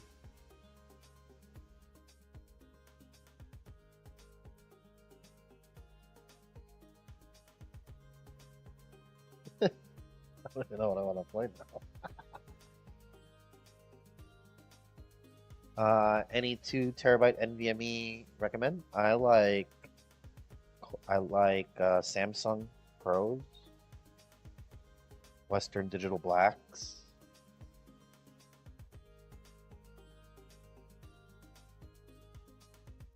Corsair is okay, but those are the ones I like the most. Samsungs and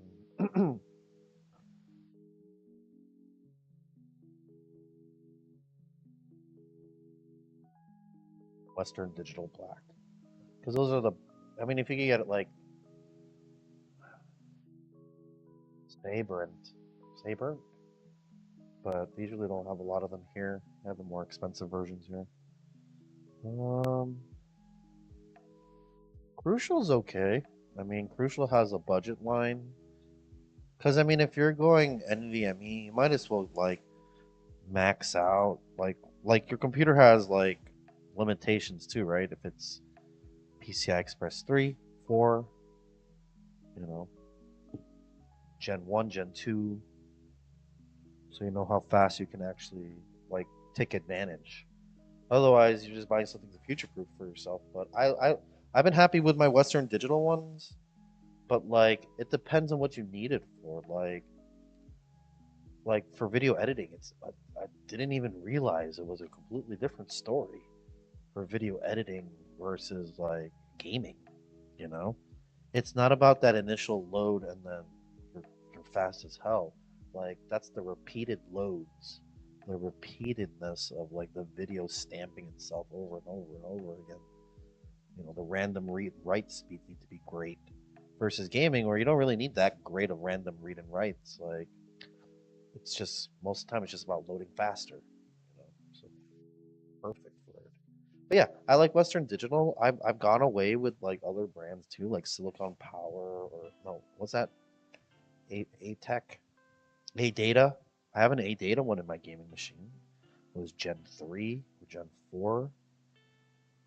Maxes out, does 4,000, 3,000, 3,000 ish. So that's pretty good. Anything is going to be faster than SSD if you're going to NVMe. So, you know,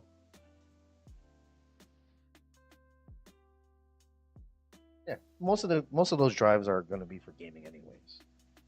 Like you want enterprise grade shit if you're going to be video editing and stuff like that. But let me see. Let me pull up the 2 terabyte NVMe M.2, and let's go see what the best brands pop up, and I will give you my opinion on most of them. If our internet worked, maybe we're having bad internet problems here too. I need to restart everything. So if you want cheaper, you can go with like a 970 Evo Plus. This is great. This is great. They did have like a sale because like you know, 970 Evo is Evo Plus because the Pro version of the 970 was older tech, and then the Evo Plus was basically the 980 series. They just had the technology available. So then in the 970s, the Evo Plus is faster than the Pro. But yeah, I'll go with Evo Plus. I'll go with Pro. I'll go with Western Digital Black. I've used the A Data. I have an A Data in my computer. I have this exact one right here. Works pretty well. I get pretty good speeds. 850 versus 750. 850 is the new one. 750 should be like American prices already in the Philippines.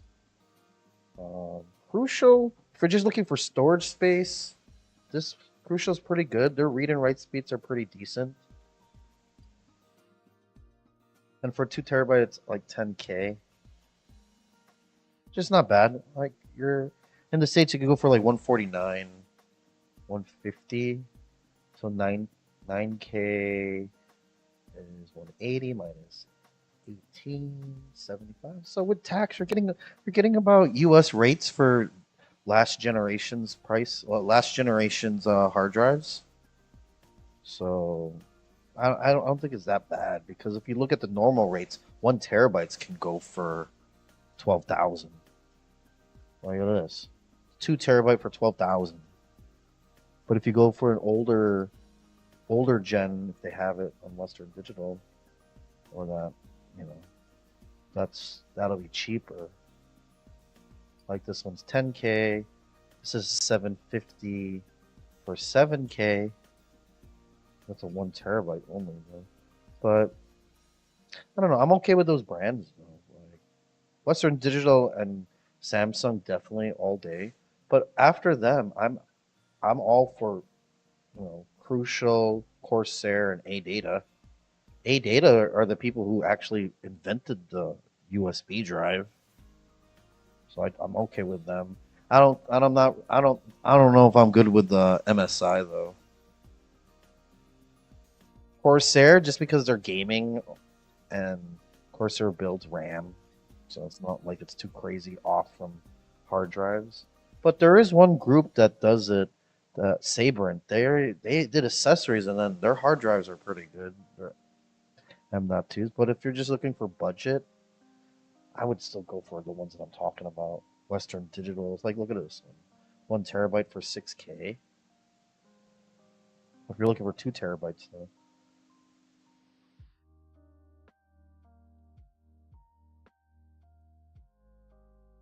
But yeah, those are the only brands I would ever pick. Like Kingston's always going to be around, but I don't know. I don't know. If it's Kingston, I might as well go with the highest end Kingston. But when it comes to mind for me, right away is Samsung, Western Digital, crucial if you just need space. And Corsair is always going to be up there because they're kind of the premium end of stuff now. And then for third party brands, AData, Silicon Power, Kingston, PNY. PNY is okay. But yeah, out of all those are my tops. Samsung's, Western Digital's, Corsairs. For third party, AData, Sabrent, Silicon Power. I have a Silicon Power one. Yeah, you don't really need too much storage space. 1 terabyte's enough because you can just buy like a regular hard drive or a regular SSD for storage. Yeah, for my the Samsung and Western Digital all day. Those are the ones all day. But if I need a little bit of a price break, then I go for those other brands because I know they'll work well too. But in the Philippines, our prices are so obnoxious. Like I want to throw up every time I look at these prices sometimes. Like it's great that this is 5,000 pesos right now. It's great, you know. I'm glad. I'm happy that we're at 1 terabyte for about $100 because that's U.S. pricing already. Like plus tax in the U.S., that's the same price, bro. It's the same price. Go 2 terabytes. You're gonna run out of space sooner. Are there any Filipino companies that make computer parts in the Philippines? Computer parts like PC stuff? No. Like Texas Instruments chips are built in the Philippines. Some other microprocessors as well. But like things for your computer, no. Most of that stuff's built in China. We're not really like a manufacturing company. I mean, a country. Like we used to do Intel processors, but they left. A lot of companies just left for cheaper countries, and I think too many people here were trying to like double dip and you got to give me some monies. You got to give me some monies, you know. But no, we usually export a lot of stuff. We were number ones in coconuts for a long time. Bananas, rice. No, rice we import. Biggest importer in Southeast Asia.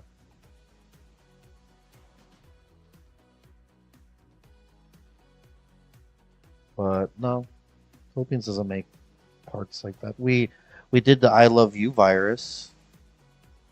Was it I Love You virus? What was it? Love bug virus. My first drive, 1 terabyte, was getting full before. Now it's just empty in Windows and progs. All the games are on the second drive. Salt, sadly, we import a lot. Yeah. I'll probably upgrade my security cameras around the house and pop one of the 8 terabytes into it. Hey, what up, free to travel?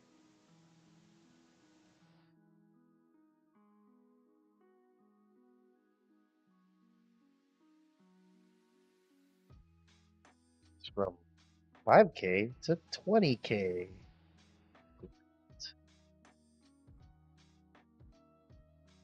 Just chilling, man. We're looking at these prices right now.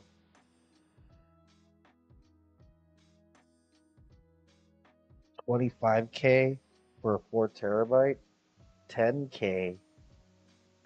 10K for a 2 terabyte, but out of stock, unfortunately.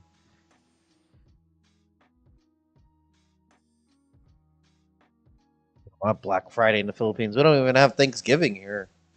But places do serve turkey. Sheesh. This is Western Digital Direct though.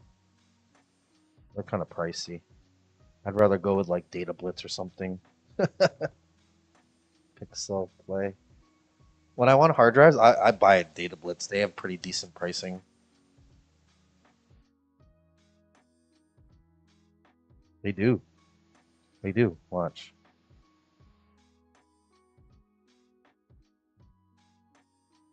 Is it worth it to get the SLC? Is that the chipset? I mean, it depends what you're doing. I know there's one that's bad, but that's why I just stay with the brands that I like because like I know they don't do the shady stuff. They're just giving you the best of the best.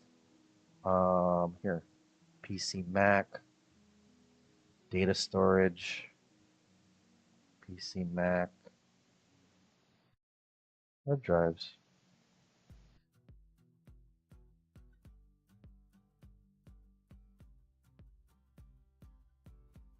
Terabytes. The cells on the SSD.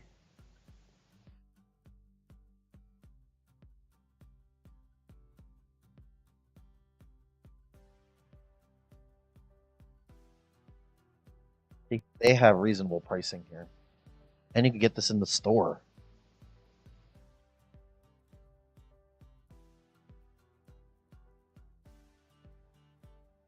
Gigabyte Aorus 8.5 for 2 terabytes, 4x4.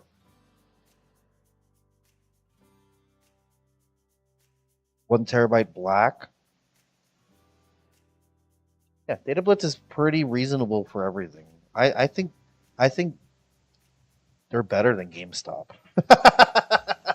Yeah, pricing is very competitive on Data Blitz for hard drives. Plus, a lot of their computer parts are cheaper. Like, not computer parts, but accessories are cheaper. Data Blitz is on Shopee and Lazada. It's under Pixel Play. That's the store that they have. It's called Pixel Play. If you want to shop Data Blitz on Lazada or Shopee.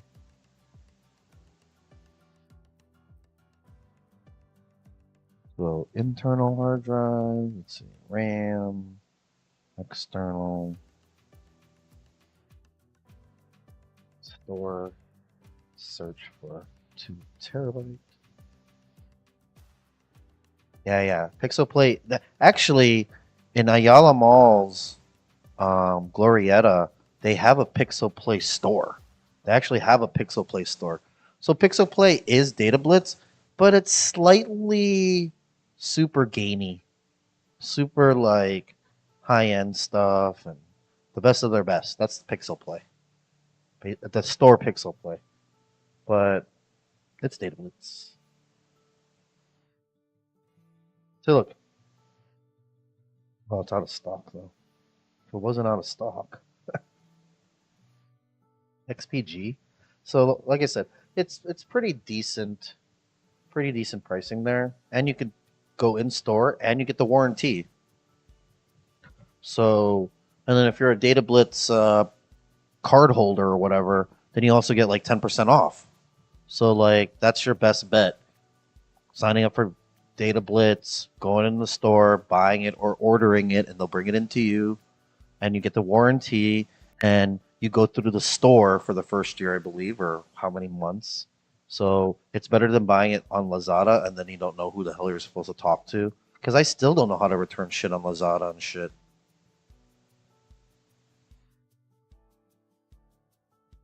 I remember I couldn't get the RAM I wanted in CL16 or some shit. That was back in the day when CL16 was something. You just sold me on Data Blitz? Yeah. I mean, like, work retail, and as a person who works retail, I don't think Data Blitz does anything really shady. Like, the only shady things I've been hearing about is returns. You buy something and they'll fix it, but they won't fix it and they'll return it to you worse. I think that happened to one of my friends, but other than that, like buying shit there is awesome. So, but you know, like my friend's keyboard got fucked up, and it kind of sucks for her. But if it's like hardware equipment like that, like hard drives and stuff, then it's different. They can't just fix it and return it. They have to 86 that shit and give you a new one. So completely different. It's better to order on the David's website. They deliver the next day or do COD. Not always next day, but yeah. Haven't bought anything PC, so I have no idea. The packaging was pretty good. I ordered my G2P from there. Scary shit. Yeah, I mean, if you could do it online, yeah, why not? It's just I like. That's the thing about Philippines. Like, it's better to buy in store sometimes. Well, you're lucky, King Jacob. Maybe there's a Data Blitz right next to you.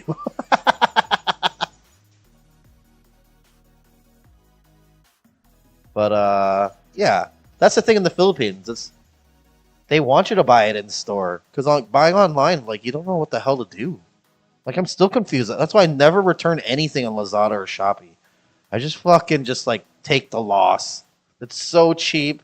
I'll take the loss if it happens. All my other shit worked perfectly fine. This monitor's Lazada. All that shit. Everything. Everything. As long as they have it in stock, right? But yeah. That's the only reason why I would rather buy in store than to buy online. That's really what it is.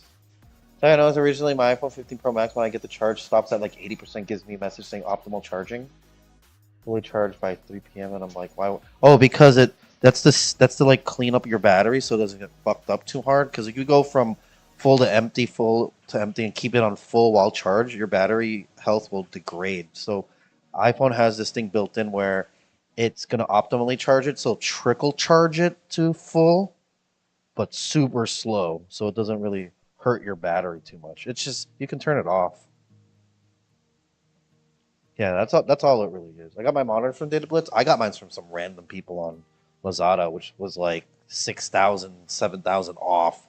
I usually got really good deals on Lazada. Like my bike was like 10,000 off. So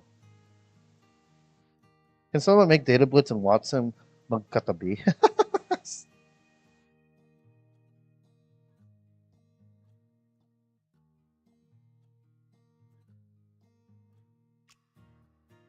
Yeah, that's all it is. Cause like you shouldn't once your battery's full, you shouldn't keep it on the charger. Cause it's still trying to charge full sometimes. And like my laptop, it's mine's is set to like battery health. So it only goes up to 50 or 60% and then it doesn't charge past that. So I can have the most optimal battery saver. But that's basically what that does. It's just software based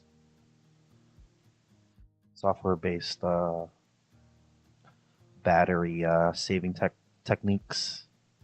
Like my iPhone is like 80% battery health. That's already bad, they say. And I charge mine to full all the time, like overcharge it a lot. So I can understand it will, but I could probably just get a battery replacement. I need to sell this iPhone. I need to get the 15 already. I need to get one with USB-C already. So I always wanted a feature where you choose what percentage to fill up to. I think there's apps for that, but there should be something already built into a lot of the phones now that kind of do that. Like keep your battery stop charging at a certain. Like my laptop does 50. But there's all these other features on your phone, depending on your brand, manufacturers. They'll have something similar. There's always an app, and there's always an app. So.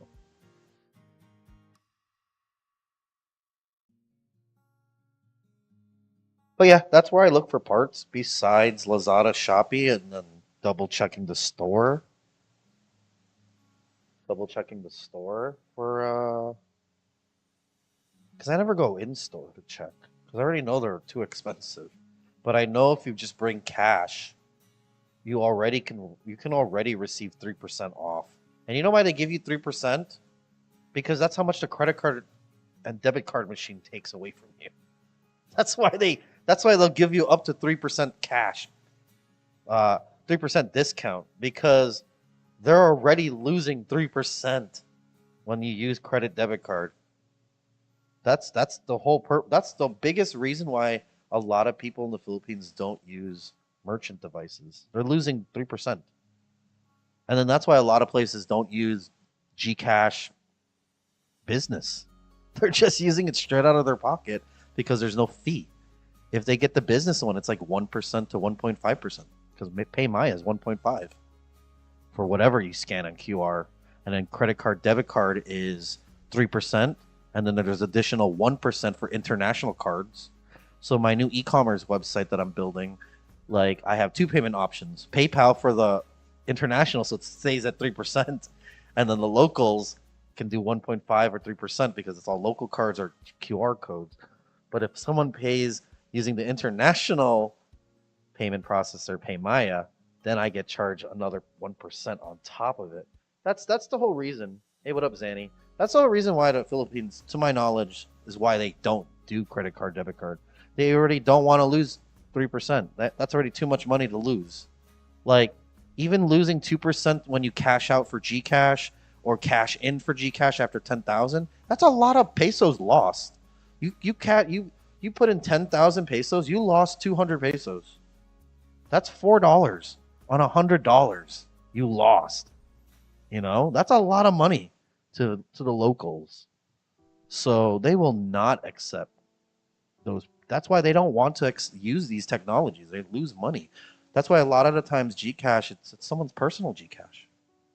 Like with business Gcash, someone with an unverified Gcash can use it. Because on unverified Gcash accounts, you can't send money to people. You can receive and you can pay, and you can only pay to business because a business one won't have a phone number attached to it. It has a phone number, but you don't ever see that on your phone. When you send someone else, it's phone number to phone number. So crazy. No wonder when I paid cash for my mobile at GPU, I got a huge discount compared. Yeah. That's the only reason why they'll give you a discount, because they're not using their credit card and debit card machine, so they have even more leeway. So they can discount up to 3%.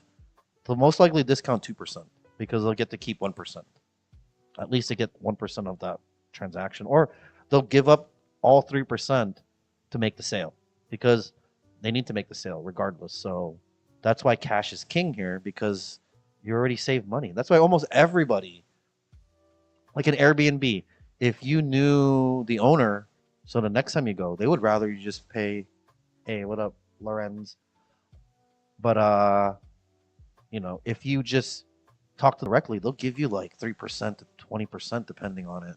Like whatever the platform fee is, they'll give you that discount to make a sale because they're already going to lose 3% anyways, right? So if you pay in cash, then there's a lot of leeway. They can cook the books. They can use the record books.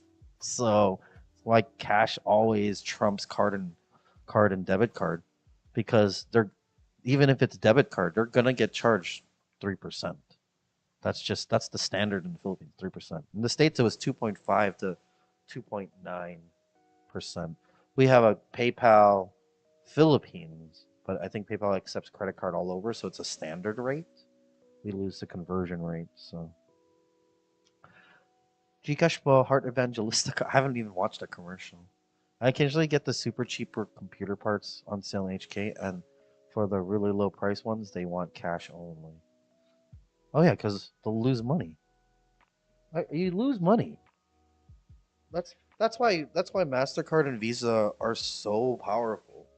They immediately get 1% to 2% of every single transaction is their take home.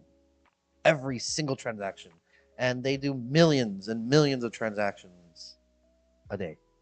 So they're making tons of money off of that. And that's why the bank's here. They're just going to keep it to cards. And the locals don't use that shit, so you always have to have cash, and I hate having cash. So it's just it's kind of sad though, because the rest of the world, like, that's just part of doing business. Here it's like, what can I do to not do everything properly? How can I get away with it the cheapest? And the cheapest doesn't always mean the legit way. So that's the only problem. That's the only problem with it. And I wish that we could fix that here, but it's gonna be how it is the whole time. Like I said, we're stuck in this QR code anyways, so that's so that the companies keep their money. But we're already expanding past Gcash and PayMaya in the Philippines. Since we have QR code, QRPH, it allows businesses to add their bank accounts now. So now you can just transfer bank account, bank to bank. Because in the States, you can't do bank-to-bank transactions. That's not even a thing. In the Philippines, it's normal to do bank-to-bank transactions because we have an InstaPay system and a PisoNet system. Like, your money will get there instantly. That's the greatest part. Like in the States, we didn't have that until Zelle was created. And Zelle was only created to combat PayPal. So PayPal gets no money out of it. And Zelle, that means all the banks get to keep all the money. So nothing gets lost. Here in the Philippines, it's the same way. Gcash, Globe. And who does Globe own? Which banks? BDO? No, that's Smart is BDO, right? Smart is BDO. But, it's always going to be like that here. People still will use cash all day. Credit cards and debit cards are always going to feel like for the young people, and the rich people. And then if you're going to use card and debit card, you're pretty much only using it at the rich places. Otherwise, you're going to an ATM.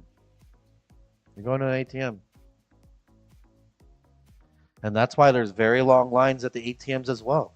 People don't want to get charged 18 pesos withdrawal fee. Because that 18 pesos is like 3 to 4 hours it's almost half a day of work for 18 pesos, right? If it's 50 pesos a day, 60 pesos 60 pesos an hour. That's like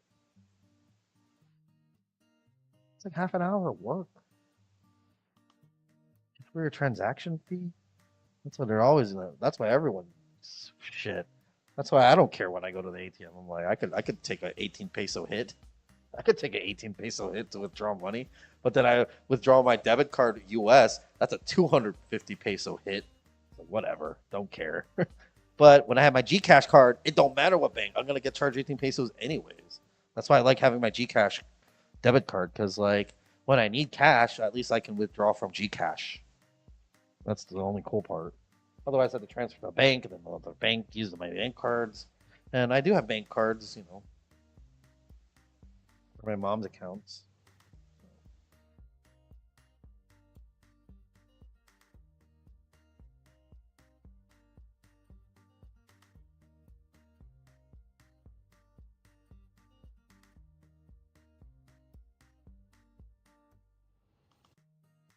But one day we'll just have good internet, and then I will never. If we just had good internet, a lot of my cashless transactions would work so much better. And the only other time it doesn't work is when Gcash is down. When Gcash has maintenance across the platform, oh my god, that's the time you need to use Gcash. Every time there's some kind of maintenance outage, that's always the time when I'm like, why are you out now? Why now? Why now? Why this moment when I need to use you? Because even if I did have PayMaya, it's the same shit. I could just go to my bank and use my bank to send money. Like, your bank can send to any other bank and Gcash and Grab and all the other ones directly. So even if you don't have Gcash, you can still send Gcash. Your bank can send to a Gcash account. So you technically don't need a Gcash to send Gcash. Just one of the nice features of the Philippines. But please, just get more merchant devices so I don't have to carry cash all the time, so I could pay with debit card and credit card and Gcash everywhere, please. If everyone just got on that Maya terminal, but that's what I started applying for the shit in April. The end of April. It's already almost halfway through June, and I'm still not approved. These guys will not give me what I need. And I feel like I've been wasting my time with these people. And once this is done, I feel like I should set up a service that does this for other people and get paid to do it, because I know the struggle that you have to go through to get this shit done. What a waste of my life sometimes with these people. Like, why? Right? Why? Please help me. Please help me. Sorry.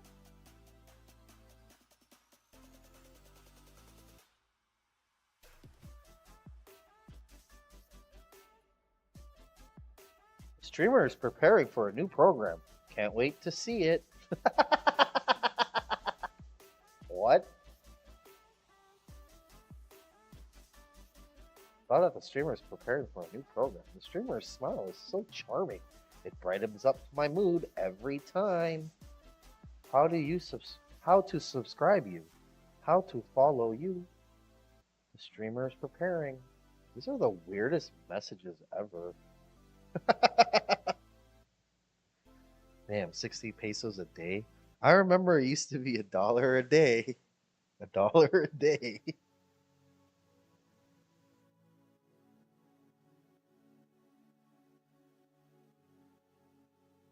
$100 a month. And you got a yaya. 5K.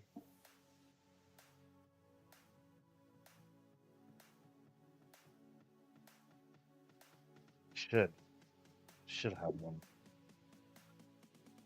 Then everything would be better. Holy shit, it's 10:34, chat. Start getting ready to go home. I'm gonna bring nothing with me. I can take a break. I'm waiting for these guys to have a sit-down meeting with me so they can tell me what needs to be fixed. So I can work on it then. So now I have free time.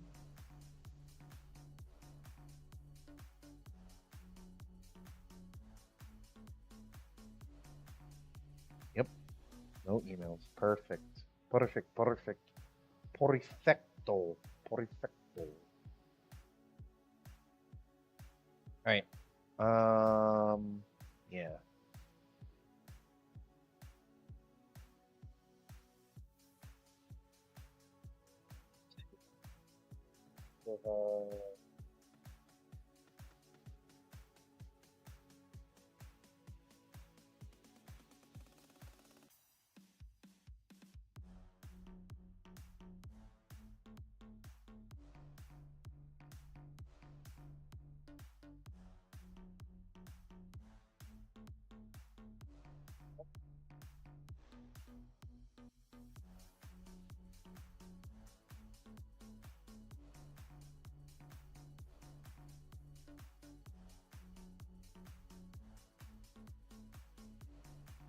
Right, chat. The streamer is getting ready.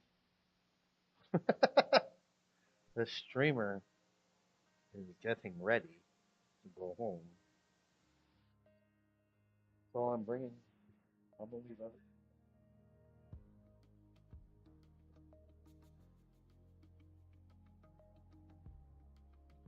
Thoughts. Just bring my phone home. Yay! It's the first day I get to do nothing. Thing something, because now it's on them. Waiting for the client to give me updates and critiques and features they want. So I can work on that tomorrow. So tonight, it's good now. I just realized I don't have to think about work tonight.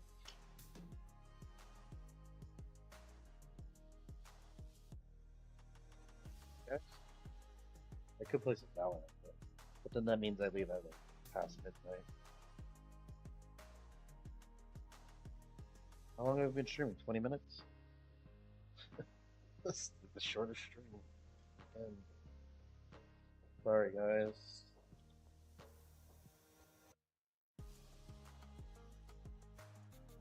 That's all I need. Bring my phone.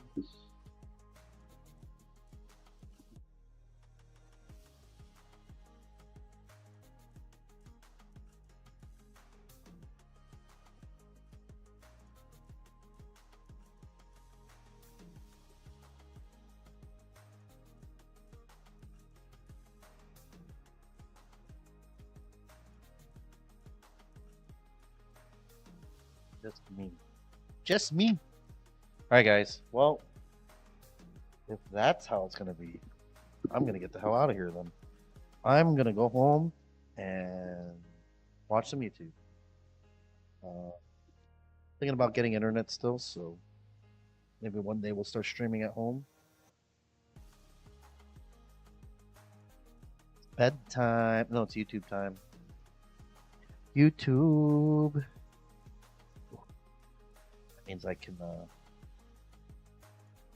Can Anka's home today. I don't have a lot of stuff on me. Yay! Cheaper ride home. Alright guys, I'm gonna get out of here. Thanks for watching. Probably try to start around 6 o'clock tomorrow. Be better. I start around that time tomorrow. Probably just episode Tech By and some nerd shit. ToyCon this week. Manila Food and Beverage Expo this week. We'll have a little bit more days for IRL. I was supposed to go travel outside of Manila this week, but I was waiting for today and it was already too late. So, I don't know. I have to think about some things tonight. But I'm out of here, guys. I'll see you guys on the next stream. Thanks for watching.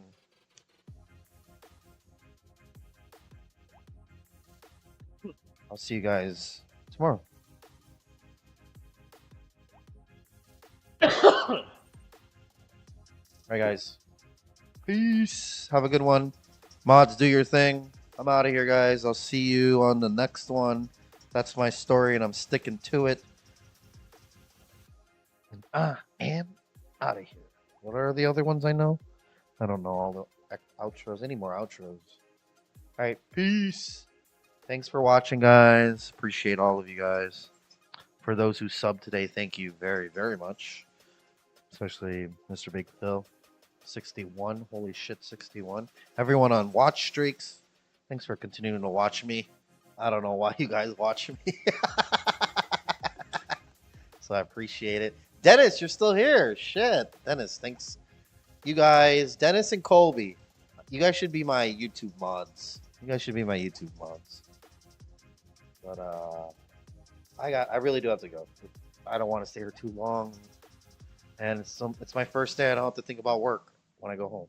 Because I usually just work on this shit when I get home anyways. So just won't bring a laptop home tonight. All right. Thanks for watching.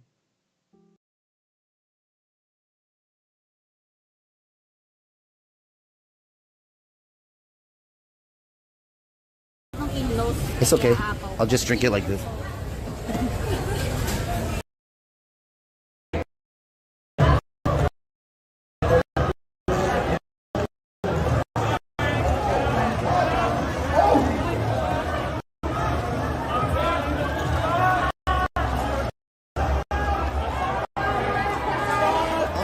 Fire.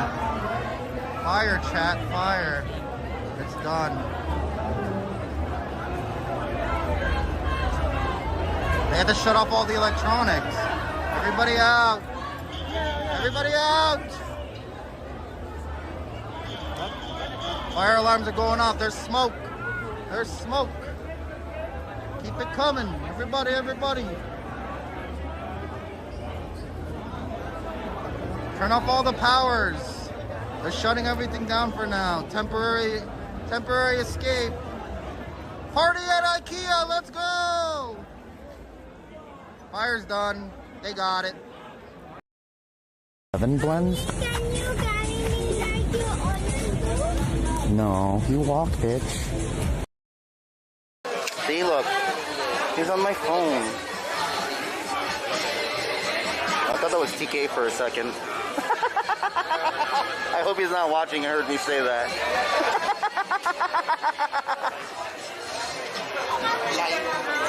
Scary Pikachu, is that what you call it? Scary Pikachu?